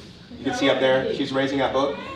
She's a great teacher. She's taught a lot of people Yoruba. And I think it's important for us to create institutions and platforms where people can learn if they're looking to learn. And we support our teachers because we support our culture, right? And we find it valuable. Then you have those flashcards. And then lastly, I want us to also consider a topic of the future of this organization, right? As people are aging, getting older, you have a new generation coming in. If we're not very mindful and intentional about putting language in place and other things like that, how do we maintain and sustain? And so we're going to be thinking about what assets we hold, right? As we're using the U.S. dollar, which is the world reserve currency. We're in an incredible debt crisis right now. We should pay attention to that. What does that mean for long-term value if you store your money in dollars, right? I know there's some programs we've had recently about trying to buy a place, hard assets like real estate, et cetera. I'm definitely interested in things like crypto as well. But how do we manage that going forward? And then ongoing support and engagement. So we want to have more events like this, not just yearly, but throughout the year, professional, social networking. If you're interested in that, reach out. We need people to do things like that, or we can get together more regularly and talk about these issues. And then next year, we actually want to hold this as a Yoruba New Year celebration. Yoruba New Year is in June, early June of every year. We have a Yoruba New Year. Many people don't know that. I think it's very important. So it's something we want to do in LA and celebrate regularly, but apart from all the other things we want to do. But yeah, we should definitely not keep our kids from that wealth of heritage that, like, you have a calendar, you have a yearly celebration. You should at least equally celebrate your New Year's as much as you do every other culture's New Year's, et cetera. So, and then lastly, make sure you stay in touch. If you haven't already, check out the website, leave your email with someone so that when we're doing these things, you can stay up and abreast of things. And then I'll have links to this too. So I know it's a lot of slides. It's just for discussion and to kind of whet your brain and your mind. But I really want to turn it back to you guys. And again, you can follow along with the slides at your own, to see if anyone has any thoughts about any of the topics brought up, any ideas, any insights, right? From no matter where you come in the diaspora. So the floor is open. Thoughts, concerns, questions, comments. Please. I have a comment about enrollment in colleges. What was your take on them clumping African American students and descendants or first generation Nigerian American students in one group? Like, I have my own take on it, which I don't think is fair, but sure. Because a lot of times they say, well, we have this percentage of black students in our school, and it's not true because they're all over from the diaspora. That's exactly the problem. And so, yeah. So, okay, so you agree with me? Yeah. So the question was, what do you think about the grouping and lumping in of all black students under this idea of blackness without disaggregating, right? Of like who's generationally black versus who just came here. And not to be divisive, but to be truthful, right? Because if someone, let's say, Microsoft or someone or even some schools like, we have 10 black people on the board, leave us alone, we're doing good. But they're all just recent immigrants and no one's addressing the people who have suffered for generations on generations. I think it's a bad thing. I think it's not helpful at all. And it actually pits us against each other because then we're like fighting for the same resources or scraps they give us. When really we should be helping to highlight the difference and directing funds to the people who really need it the most, right? Because then if we don't, we can end up taking opportunities from each other, even if not intentionally. They're like, hey, they said black and they call me black, so if they call me black, I'm black, I check the box. But now we're letting other people define who we are, and that's very bad, in this country, at least. So. Well, we don't qualify for the dreamer, right? Like our students wouldn't qualify for the funds that they allocate for students who are. I'm not sure about that. I do not know enough about the DREAM Act, to be honest, but I feel like it's more people whose parents were not legally in the country, but the kids were. Maybe that's DACA. I don't know if that's different, to be honest, but yeah, but good question. Yeah, it's the same thing. It is DACA driven. Yeah. So it wasn't really targeted for us at all. Children who are brought in here by their parents illegally, but grew up here and so they can stay. They don't know anything else. Right. It's like allowed, right? So it's not. And this is what part of this discussion is too. Is like, what do we think politically? What is do we have like as a block? Do we have a politically active thought as a block of people like what we support? So we can't just be swayed by, hey, this person's black, vote for them. It's like, wait, what's your policies? What do we care about? What actually helps us? Is DACA good for us? Is it not? Do we care about reparations? Are we like holding people's feet to the fire? We should ask ourselves these things, right? Because it's like, what benefits us or not? Every other group does it. Every other ethnic group absolutely does that. That's how you're supposed to move around. You lobby. You say these are our interests, right? And so I think the forums like this are a great opportunity to kind of talk about that and suss that out. What do we think about these things, right? Like, I'd love to yearly send out a voter guide on issues where it's like, this is how we're voting. You don't have to vote, but this is what the board has come to. So, Dr. Ogunle. I just want to say that at this moment right now, there's only one party that I know that's probably going to help immigrants. The other party wants to put a stop to immigration, wants to deport immigrants, doesn't want health care for all. All those things that everybody needs, not just immigrants, everybody needs. There's one party that's against that. It's against Social Security, wants to increase the retirement age to 70, and all of that stuff. That party is a party of business. This other party is the party of the people. So I think there's a clear demarcation there. But we do business too, right? As Yoruba, we do business, we have people. And that party, what they're espousing now is not the actual principles of the party as it was. This is a principle of the Tea Party that they're espousing right now. The Tea Party is not the same thing as the as the Republican Party. Okay.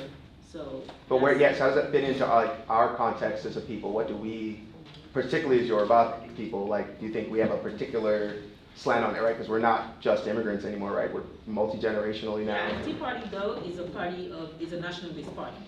Right. I'm not even arguing party, right? The parties are, I think, a fake sort of dichotomy. Like, we didn't pick either of the parties, we didn't create them.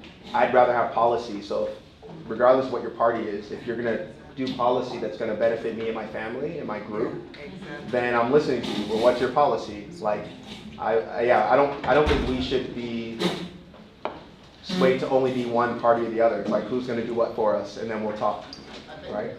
I think what she's saying is it's not the party itself. I guess because we have two major parties.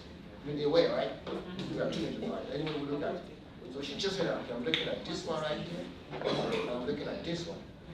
This one, policies align with what I want compared to the other one. I hear that. That's what she's saying. I think that's what I'm saying. She's not really saying Democratic or Republican. But if you look at it, that's what we got.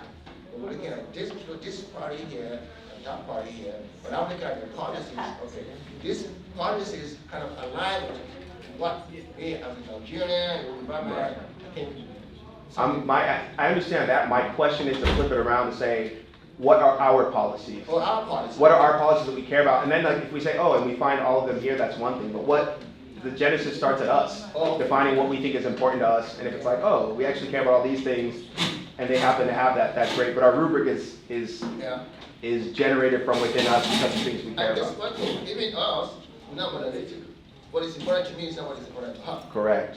Yeah, that's true. Me as a person, I just like a party that brings people together. I don't care any other stuff. What else I can get my own? It's Sure. individual. Uh-huh. It should be based on individual. It's not like a party that divides people. Right, but That's my, This that's is not my- party that's it. style. right. But so I think an opportunity we have by being in a community though is when you do. Everyone can be an individual, but when you do get on the same page, very powerful. Very. Right? So if you do have a way to come together and something you want to do as a group, you'll beat any group of people that are just running around as individuals all day. They'll be your slaves, which is what we currently are in the United States, right? By definition, actually. I saw a hand go up, maybe? I was going to respond to... Please. Please. That's okay. It's a lot of it. It's like we're back in Nigeria. Authentic presentation. Okay. She was saying, sorry, she has a Sorry. I wanted to remind us that for us as immigrants, we came here for survival. Where we're coming from Nigeria, particularly Yorubas, many of us were not involved in any political issues or even voting. So when we come here to survive. Right. And after we have survived, we are thriving. It's different for our children. Because our children will say, we are Americans. And our children are challenged for the fact that they want to be Americans. We're training them as Africans in the home, not until their children, our children's children, which is our grandchildren, that they can actually blend into the real American culture. That's number one. The other thing is, we as Nigerians, Yoruba people,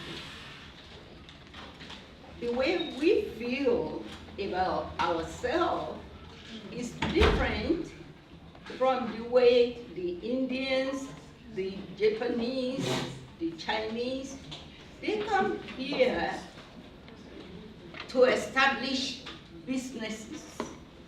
Do you see any political party actually trying to single out the Indians or picking on them or picking on Chinese? These people come, they are quiet, they do their business, and they thrive from generation to generation. Sure. We come here to get all the degrees and all the goodness that comes along with that, but we're loud. And the host country, they don't like that. Nobody likes that. So that takes us to integration. Integration between the blacks and the white, between the blacks and the black Americans. We point fingers at the black Americans in a way, but they point fingers at us because we are not inclusive. We are not. And we need to make efforts in our community to do things with our brothers and sisters. Because you know what? 100%. For the white people, for other people, black is black. So let's not kid ourselves. Black is black. So let's keep that in mind. Thank you so much for the contribution. I appreciate that. And Well to add said. on, Okay. I know that you wanted to say something, Mr. Lawal. Yeah, my question about this, the whole situation is about, since we're Yoruba, do we have anyone, because of the election is coming up pretty soon, do we have anyone in the Yoruba culture that is going to be contesting or do they have any political agenda that? Not that I know of. That's why I'm kind of opening up if people know. I know there's people in administration, but I don't think there's a particularly Yoruba specific either candidate or agenda item. But that's what we have an opportunity to kind of do, right? That's what we can talk about here and say like, hey, how do we want to make this move? What are we asking for? And so, Auntie was mentioning like the Asian community. When like 3 people got beat up, they're like, let's have an anti-stop Asian hate bill like tomorrow. And they got it, right? And so I'm mindful of time too. There was a hand over here. We don't have a lot of time. No, just to add on to what she said about the integration, my mom is black and my dad is Nigerian. So I come here, I don't feel like I'm half Nigerian. I just say I'm black. So I was just adding on to what she said. I agree with what she was saying. I have black friends that would be like, Nigerians are stuck up. And I got Nigerian friends that would be like, oh, black people are just like,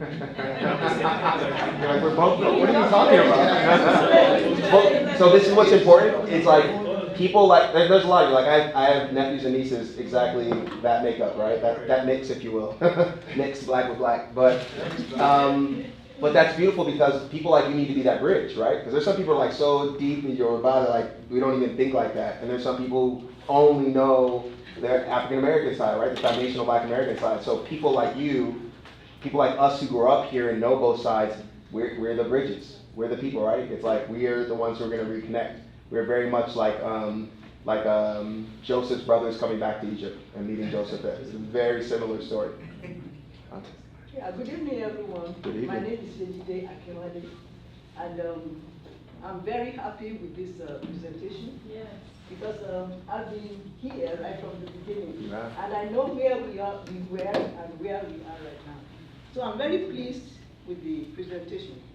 We have gone through a lot, as the others have said. When we came, we were trying to survive. Now that we have survived, how do we thrive? And I think we can learn from what others have done. So in the presentation, I saw something about economic development. I think we should move to the next stage. Like our sister has said, what do we contribute? We are here, so let's not just take and take. How do we contribute? And we contribute in terms of business, establishing. I know people have been talking about it and people have been doing it, but maybe this is time for us to move to the next level. We have survived, how do we thrive? What do we do in the economic world? Absolutely. So everything has to be together. When I went somewhere and I saw Japanese, like YMCA, they have the whole thing going on there. Yeah. Where do we have a whole thing going on for Nigeria or for Yoruba? I know we are in a difficult situation now. Are we talking of Nigeria or talking of Yoruba? But whatever we are doing, it's time for us to try. I saw some numbers which maybe you want to put back so that.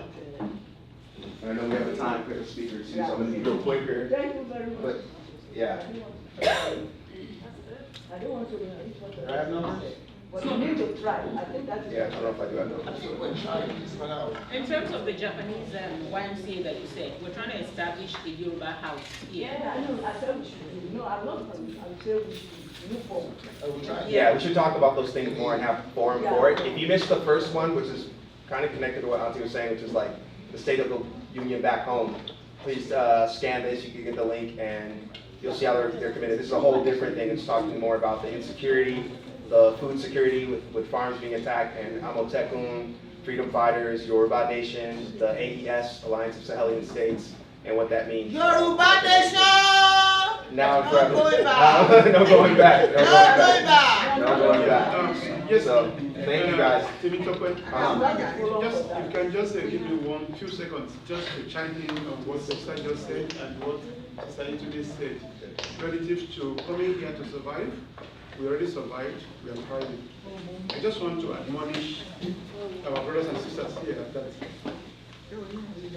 regardless of your positions in all these companies we are working for, what you are doing is not a legacy. You can leave it behind for your children. You can be director of this, supervisor of this or that. When you leave that employment, it's gone. You can't pass this on down to your children. So, the thinking, let's think out of the box. If we really want to do like the Chinese, the Indians, etc., let's think more about investments. Yes, Let's set up business. ownership.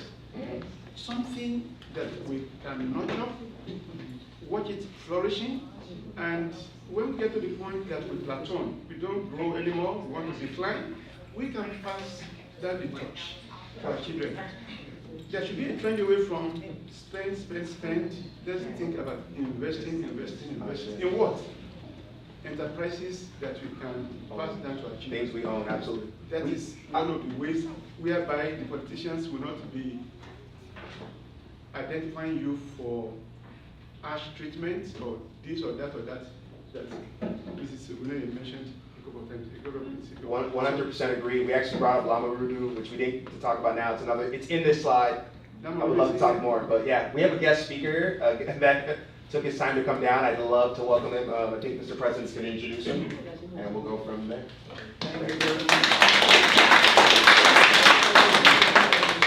Yes, Mr. Philly, thank you very much for that presentation.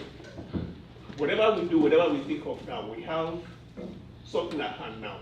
Project 2025 is at hand, and we must try all our possible best as political, conscious human beings not to allow that failure to come from us.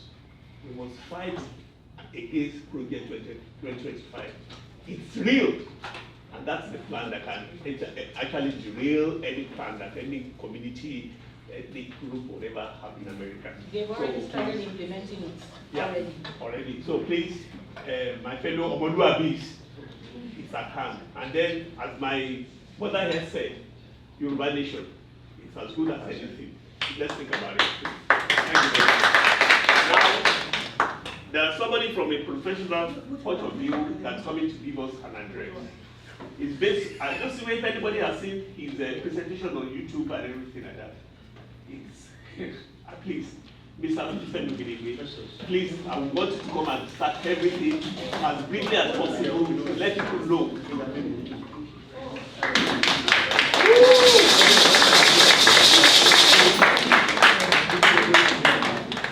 So, Mr. Bell, please have the floor, please. Thank you very much.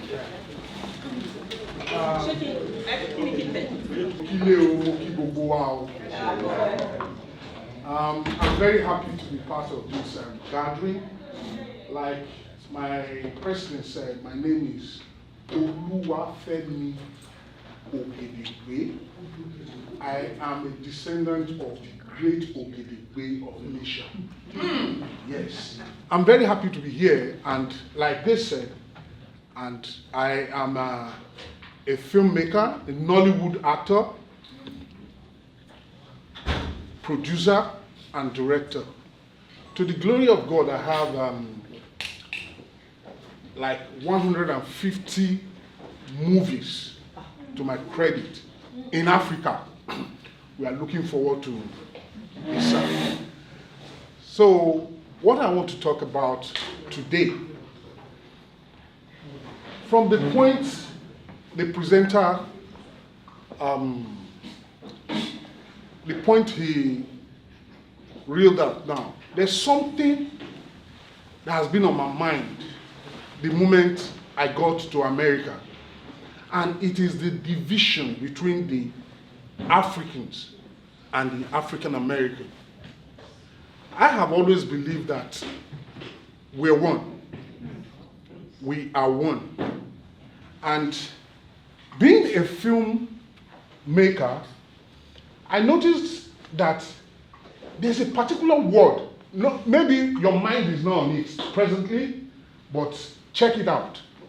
There's a particular word that gets the African Americans very, very upset. And it's coming from my side of the Africa, the Yoruba. It's called Akata. The moment you hear that word, they are mounting serious defense. I've seen several YouTube podcasts addressing this particular issue, topic, and trust me, I have done my own research. It is not what people make it to be. What I suspect is that there are some people somewhere feeding this narrative so that they can keep us like that, so that we can be divided. When I did my research, how did the word Akata, how did it come to be? If you have not heard about that word, you've not heard that phrase, please Google it. You will see how much it's a problem, particularly in America. I saw a movie by one of my friends, my sister, Iyabo Ojo, on YouTube. The title of the movie is Akata, and there's an African American under the comment. You need to see how she poured her anger without even understanding the movie on that movie. So what I want to say today, I want us to be equipped with what I have discovered. Please go and do your research. Akata, maybe the people who translated what Akata meant, they use the word Akata because they don't have any other meaning for panther. Panther, the black panther, is in the cat family. And the first set of Nigeria who came, when they are trying to join the civil rights movement, to interpret it to Yoruba directly, that same Black Panther is Akata. And the people who founded the Black Panther movement in Oakland, here in California, 1966, two guys from Oakland.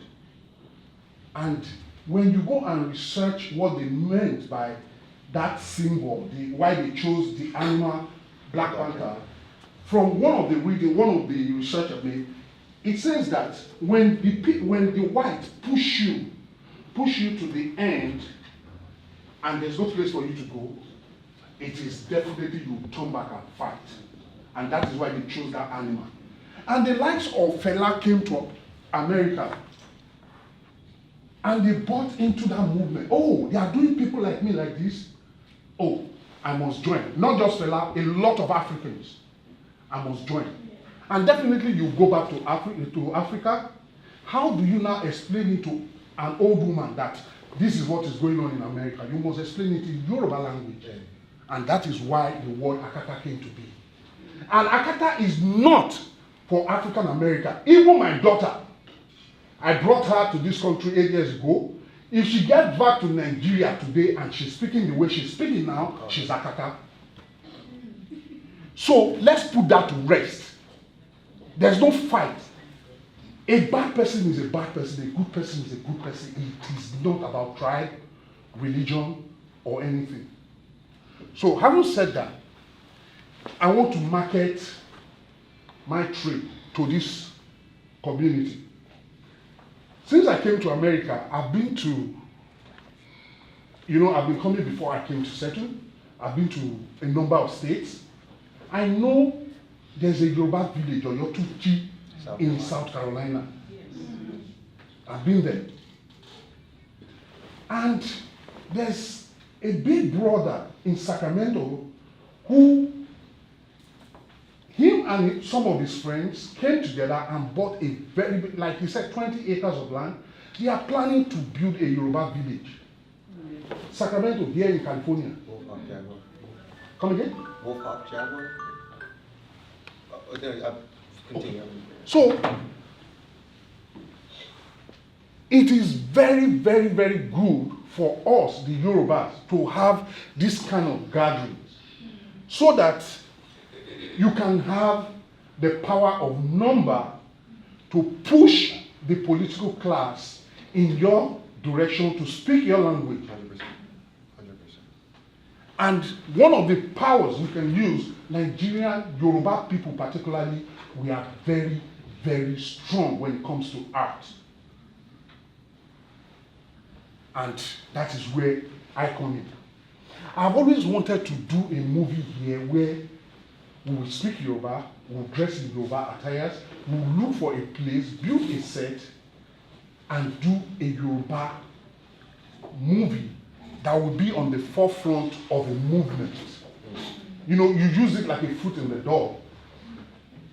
Everybody come and see who we are. Yes, you have been seeing a lot of Nigerian movies, Yoruba movies. In fact, one Yoruba movie just hit Netflix yesterday called Ga. It is the story of Bashoru Ga, one of the greatest warriors of Yoruba land. It debuted on Netflix yesterday. We must tell our stories, because if you do not tell it, nobody will come and tell it for you. And that is why we must all come together. We are blacks. 99%, if you do the research, 99% of people, okay, not 99%, but a great number of the AI community, that is the African Americans, they are from the west region of Africa, particularly the Yoruba region. So if you are here, you're saying that you are my enemy, or you are this, my brother, you are fighting your brother. We must unite and push whatever we want for ourselves together. That is the only time your voice will be heard. But if you want to do it alone, you want to stand alone, in Nigeria, only Oshushuo Oshushuo, meaning brooms. I don't know, you don't use broom, the kind of broom we use in Africa, you don't use it here. So brooms, when you put a bunch of broom, when you put it together, it is not easy for you to break. But when you take one of it, Agbajo, that's another one. Just equivalent of what you're trying to. Exactly, sir. So when one broom stands alone, it is very easy for you. It can take you time to break like 200, or you will end up breaking it. But when they are in together like that, you cannot. That is why this gathering, everybody individually must put in the resources, the energy, whatever you can bring in, and together we'll march forward in this country. Because I have seen the Chinese, you say Chinese market, Chinese community in San Francisco is there, New York is there. We must have Yoruba community in every place, not just in America. Any place we find already the Yoruba community is a threat to people out there. Is it the fashion?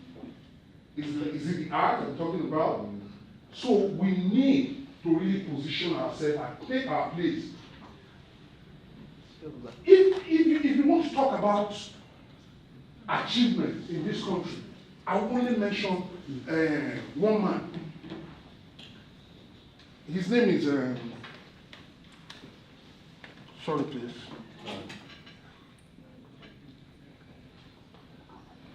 Okay, let me just read what I copied just now. I didn't want to do any write-up and come here. I'm a Yoruba man. You can't teach me to speak, to talk. So this is what Dr. Oluyinka Olutoye achieved, a rare surgical feat when he successfully operated on an unborn baby. After the operation, the mother's pregnancy continued and she delivered a healthy baby after 36 weeks. Now, Yoruba man. In London, Yoruba man is taking over the airport. Ogulesi is there. So we have, you should be proud that you're a Yoruba man anywhere.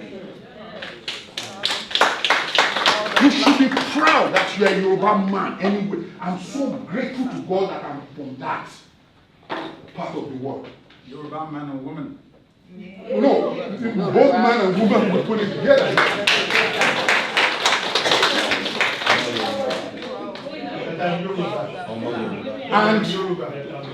And please, you are here today. When next they call for this kind of gathering, make sure you bring 2, 3 other people. Like that, we'll grow and we'll have the voice we need to make our demands. And with the numbers, anybody will attend to us. Thank you very much. My name is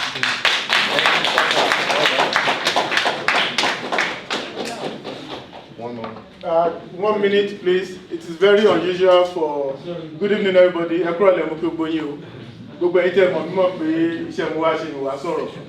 happy would anybody hear me talk except until today. But based on the story Mr. Guribiso, need further research after I'm professor. On May 10, 2024, video about Akata being a bad word went around. I personally met Sandra Isadore. If you don't know Sandra, Sandra was the African-American lady who hosted Fela Anikulapo Kuti when he first came to the United States. In 1969, when Fela came to California, she hosted him and his group and introduced him to the African-American struggle in the 1960s. And it was called the Black Panther Group. And Panther, we all watch Wakanda Forever, Black Panther. Everybody loved Panther in Black Panther. So if Black Panther is Black Akata, why is Akata now a bad word? Sandra Isadore confirmed in writing, and I have a message here. It's not just that, just making it up. Direct message, May 10, 2024, that when Fela came up with the Akata word, it was in direct translation of Panther. And it wasn't a derogatory word in any way to anybody. So if Black Panther is not derogatory, if when Black Panther movie came out, everybody celebrated the movie and took on that identity, wore the costume and all that to celebrate the movie, why then is Akata, which is Yoruba meaning for Panther, why is now being used or being taken to be derogatory? I can tell you why, man. Sandra Isadore is still alive. She can still testify, and I have messages from her where she verified that it is true that Fela used the word or started using the word and it wasn't derogatory in any way. So if you hear people saying it is, please, you can authoritatively fight them or let them Google Sandra and contrast Sandra, she will confirm. No, hold on. Hold on. Yeah, there's because that's. So, yes, the translation of Panther is Akata, but we also have to think of the context in which it is used in this day. So because of that, I encourage us, I beg us please not to use that word. Also, Akata also means fox. Okay? Take over, Amy. Fox is also mean Akata. That's what fox is called. Just what our sisters have said. Because fox is fox. Just so we can have one person at a time. Just so we can have one person speaking at a time, and we have to finish fairly soon. I think as Hans was saying, like the origins of the word are one thing. How people there are so many instances of people using that in a negative way that if you don't know what it means or you're not using it respectfully, now you're messing it up. For example, in Nigeria, when people were saying Yoruba Ronu, it's actually a very deep, beautiful meaning, but people were using it for political gain, and now it's like a negative. So if we say Ronu, it's like an insult. Right? So we have to be careful if we own these words and there are words, how we allow people to use them. They should be checked earlier. So if someone's using that word negatively and you don't say anything, then you're allowing it to be taken from you, I think. So I think that's really important.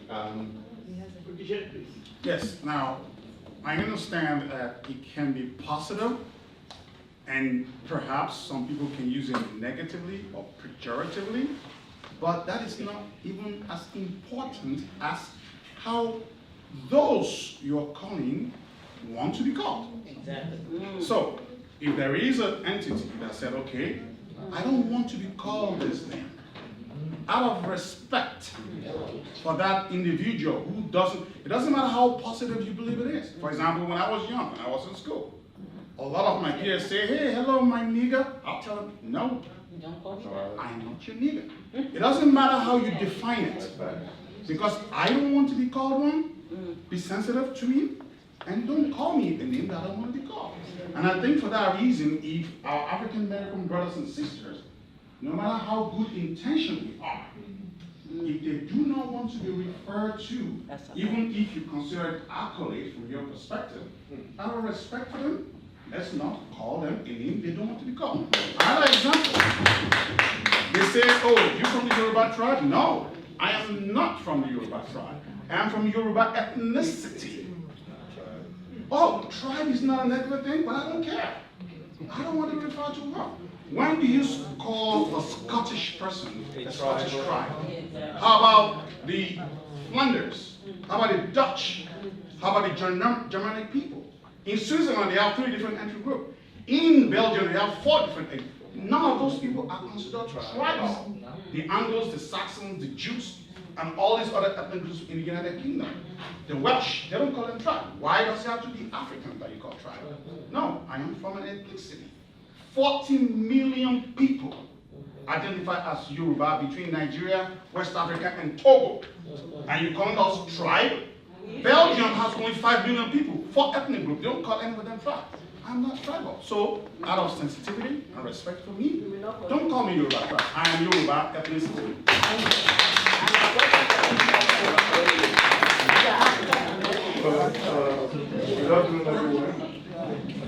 Good afternoon, everyone. Good afternoon. I think I've been privileged to see a reaction of an African American about being called Akata.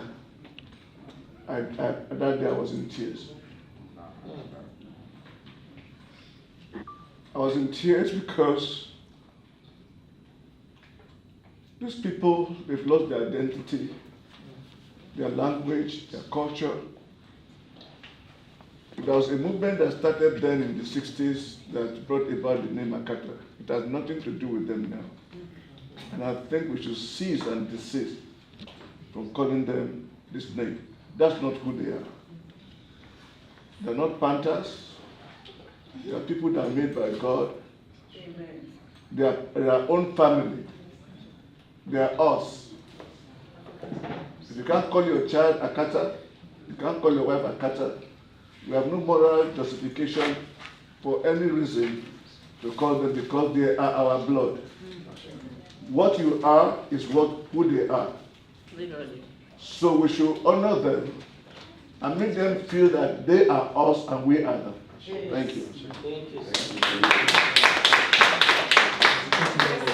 I just want to add, I don't know why they call them Akata, because going by the definition, the translation of Akata Yoruba word, it's a Yoruba word for a wild animal called hyena. So I don't know what happened, why people call them, Akata, because that is a kind of, a wild name given to a wild animal for a human being. So I don't know if there's any explanation to that. I'm just going to give, okay, please, go ahead. Yeah, I never heard of this. I never heard of any of this. I don't know what this is. But I just wanted to say your overall message of like us coming together and like being one and like building our political power. I work in politics, so I'm always down for that message and I really relate with it. And so I loved hearing that. So thank you.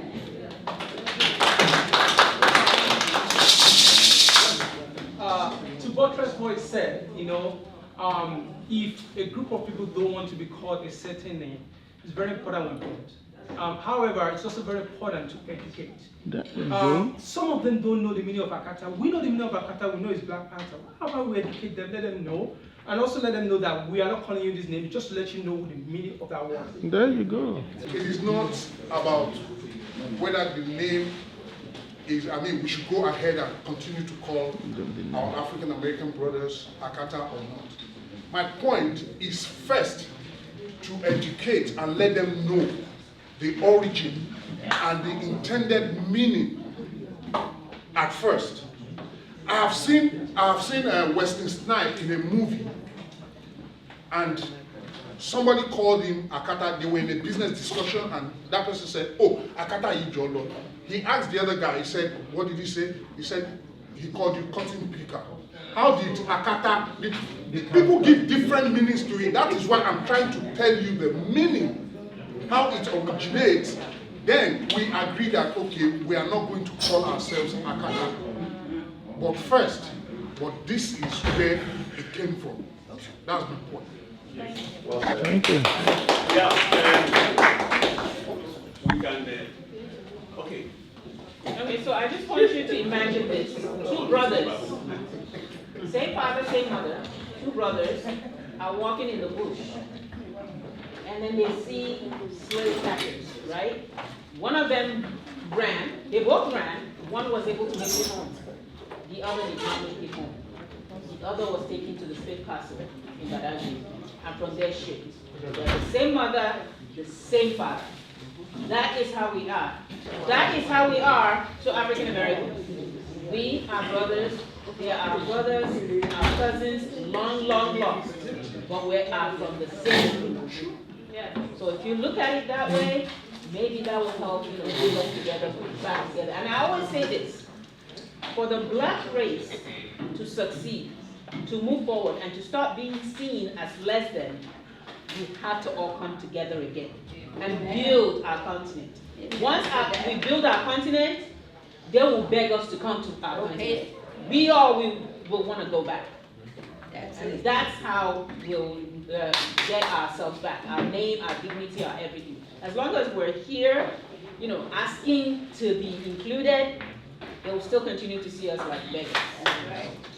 Yeah, I just want to make a point about like the psychology of like human nature, and a lot of times, like one of our fathers were saying that akata is used, and people don't know what it means. It comes from a need for us as humans to always put likes together and discriminate against who are not like us. So it's like when it's called in psychology in-group, out-group bias. So it is a bias when you hear the word akata said by either your parents, grandparents, it's because they want to say, well, we're different from African Americans. And that we have to acknowledge before we come together. And for me, I think, us uniting, yes, that's a really great goal, but I think the bigger goal is appreciating our differences as black ethnicities, because we have a lot of European countries who are like segmented by boundaries. They don't try to be alike.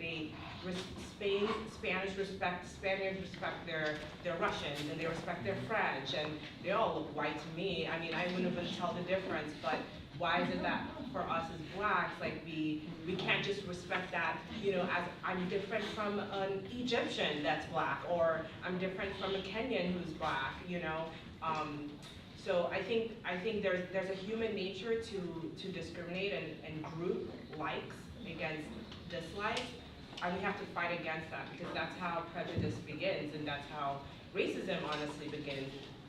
But at the end of the day, I really hope that we can rise to respecting our differences in a culture, even if we have the same color of skin. Right. Thank you very much. Last comment, really quick. I will send the information to Dr. O. I'm having a call speaking about Black Women Uniting. So on Wednesday, I'm having a call, Inland Empire Black Women Uniting for Progress, which is a call about us galvanizing and coming up with a common agenda to move the needle in Inland Empire for Black women. So I'll send the information to you, and you can disperse it to everyone. We'd love to have you on the call. We're going to have elected officials on the call, community leaders on the call, all kinds of very powerful Black women. We'd love to have you all on the call. For women, it's only for women. Men are welcome to join, but it's predominantly women. Just so you guys know. All right. Thank you. Now, please, we have come to the end of that discussion, and I really appreciate everybody that contributed to that. And I really want to thank Mr. Olufemi Ogedengbe, because what he had come here to deliver is a kind of a thing that people will go away with. He educated people. He tried to let us know how that word, which people don't like, how it came to be. And since we now understand it now very well, if we have the opportunity, not that we want to use it, if there's any discussion that falls in our way, we'll be able to let people know. No. Nigerians or the Yorubas, we never meant it to be. And the last thing I want to discuss, I want to say is about the scholarship. We waited and waited. The committee that were expecting people to write in and request to be chosen, they never saw anything. They never had anything. So fortunately, this year, we don't have anybody to award this scholarship, but it's not headed. We are still going to have program in November, and that's what I want to talk to people about. Please, November, the last weekend of the Thanksgiving is normally when the Omo Yoruba used to have a get-together party. Everybody knows how that party used to go. It's always the talk of the town. You come there, you enjoy yourself and everything like that. Please look out for it. We're going to try to give it wide publicity so that people will know about it. And then, November? Yeah. So, and another thing I want you guys to know is that at that time, we will see how we can encourage all our bright students, of Yoruba institutions that can apply, and then we can still give them scholarship out. So I really want to thank everybody. Please, all the people that make this thing possible for us today. Alaji Assis and Mr. and Mrs. Alaji Assis.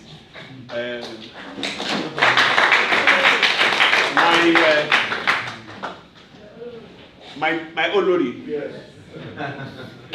Yeah,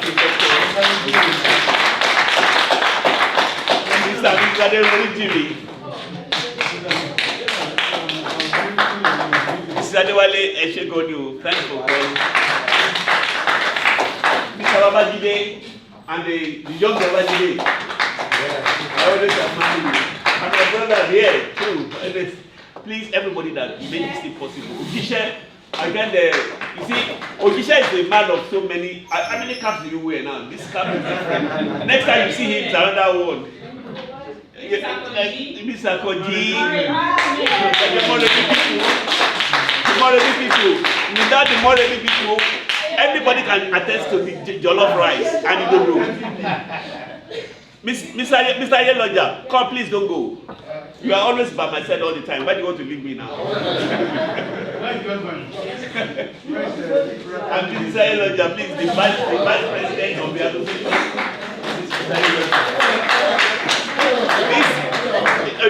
You see that she has been everywhere today.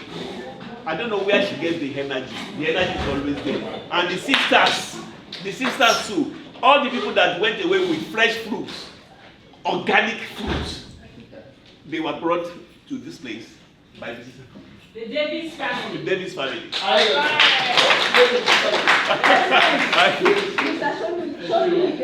Mr.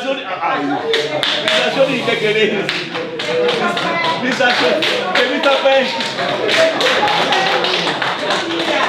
And then there is one person outside now. Yes, outside now, Afolabi Ayeloja, energetic young man. I don't know where that guy gets the energy. Mr. Ogini and Mrs. Ogini, I can't everybody. I really appreciate everybody. And my younger ones that are here, please, from San Diego, and thank you very much for coming. Please look out for our program in November. Mr. Alabi, oh, okay. The ice cream we had, it was free, and they donated to us by Mr. and Mrs. Chief Alabi from Canada. So, and then there's one thing again, one more thing. I always have one more thing. This is the red carpet. That's what I call it. Red carpet! This man is so wonderful. He has supported us every program we ever had in this place. Please, thank you very much. And then I want to say, thank you. I just wanted to thank all the people that participated in the planning committee. And that is not just Omo Yoruba members that are in the planning committee. That is also Moremi members in the planning committee. Once they knew that we were planning, it's like, did you start the meeting before? I said, no, I just found out. We just started meeting, and they come every week. For the past 2 months, we've been meeting every Tuesday night. This event takes a whole lot of logistics, and we try to do everything possible not to drop the ball somewhere, but it's always not possible. We'll reflect and see where we can improve for next time, and we need your support. For everyone that came this year that saw the masquerade performance, that saw that, please go back and tell your friends and family members that were not here today. You missed out. You mark your calendar. Next summer, you want to be here because it was a fun day. It was a way to connect with our people It was a way to connect and see some of the things that's part of our culture, and just spending the afternoon together in a very relaxed atmosphere. What else can you ask for? America is very rigorous. We're always running. We're Nigerians, we're Yorubas, we grew up with everything's always go, go, go, go. We don't know how to relax sometimes. So please, spread the word. We're looking at other possibilities of other locations. Maybe we'll still be here, maybe somewhere else. But we have bigger plans, and if you can support us financially, we would also appreciate that.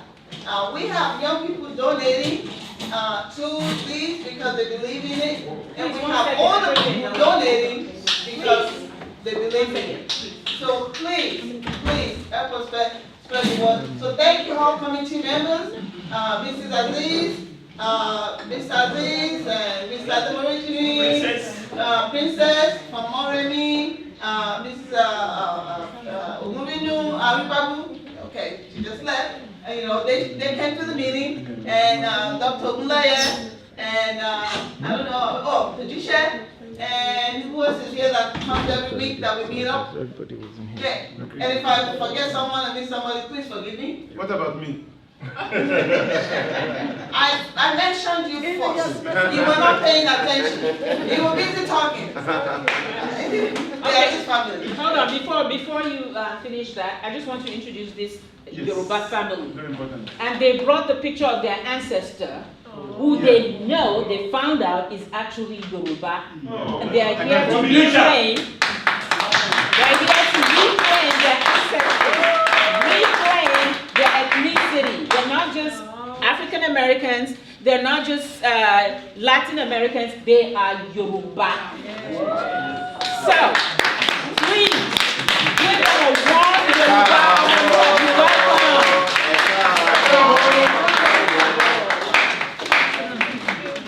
Thank you. This is an emotional moment for her.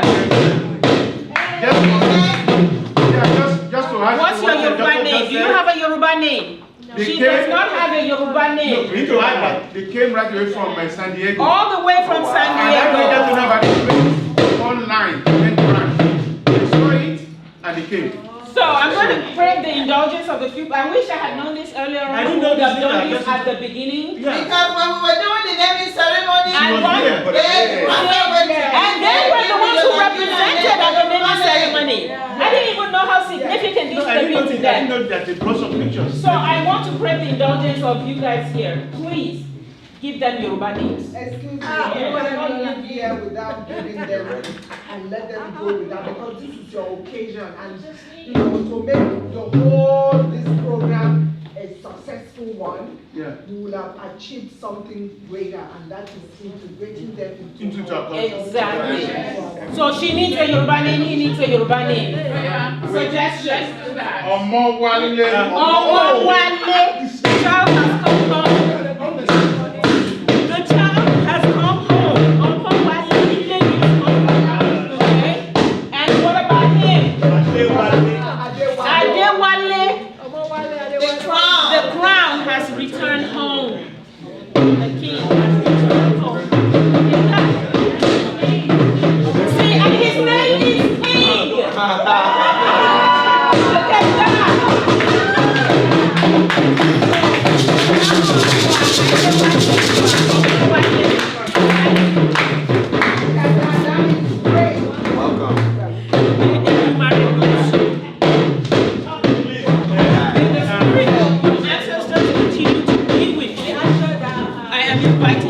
November event. It's the last Saturday in November. November 30th. November 30th, and I need you to be there.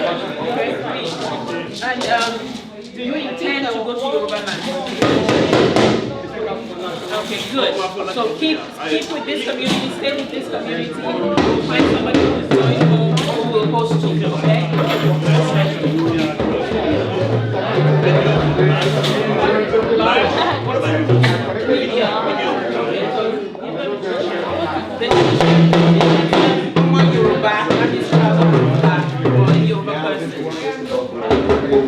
And I already explained the image at the back, right? Yes. Okay.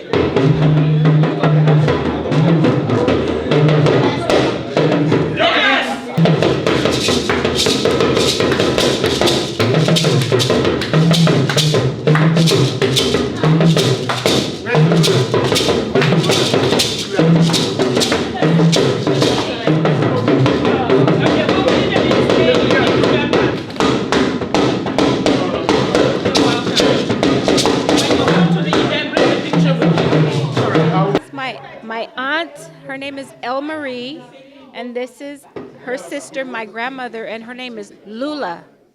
I was actually looking at another event online, and this event popped up after I bought some tickets, and I saw the name Yoruba.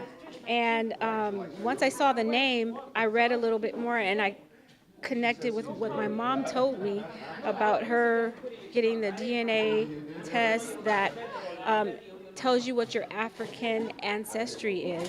And her results came up to be Yoruba from her mother's line. And we're happy to be here. I wanted to bring my children. I brought 2 of my children and my mother because we wanted to connect and reunite with Yoruba. A lot of love and wisdom and a lot of history and knowledge that we didn't know before.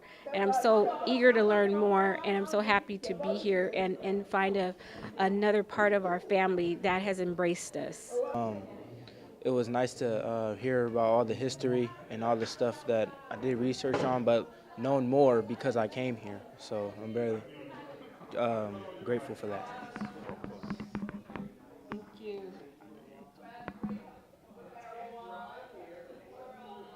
You are now officially Yoruba. Thank you, thank you. So if you have time, you can Today's program has been one of the best we ever had. We be having a series of this program before, and it has always been successful. But this one too, I thank God that we are able to achieve what we achieved.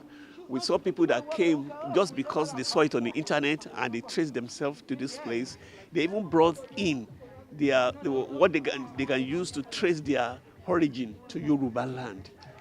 Everybody was so moved by that by that heart of what they did, and I'm so proud of them. And I wish that many of such experience go through us. It was great. It was good to see people put together. It was good to see a lot of cultural flair. I think we just need to do it more often, more than once a year. But yeah, it was great. Good to see the people. Good to bring together people from all different swaths of the Yoruba and Yoruba adjacent and related community.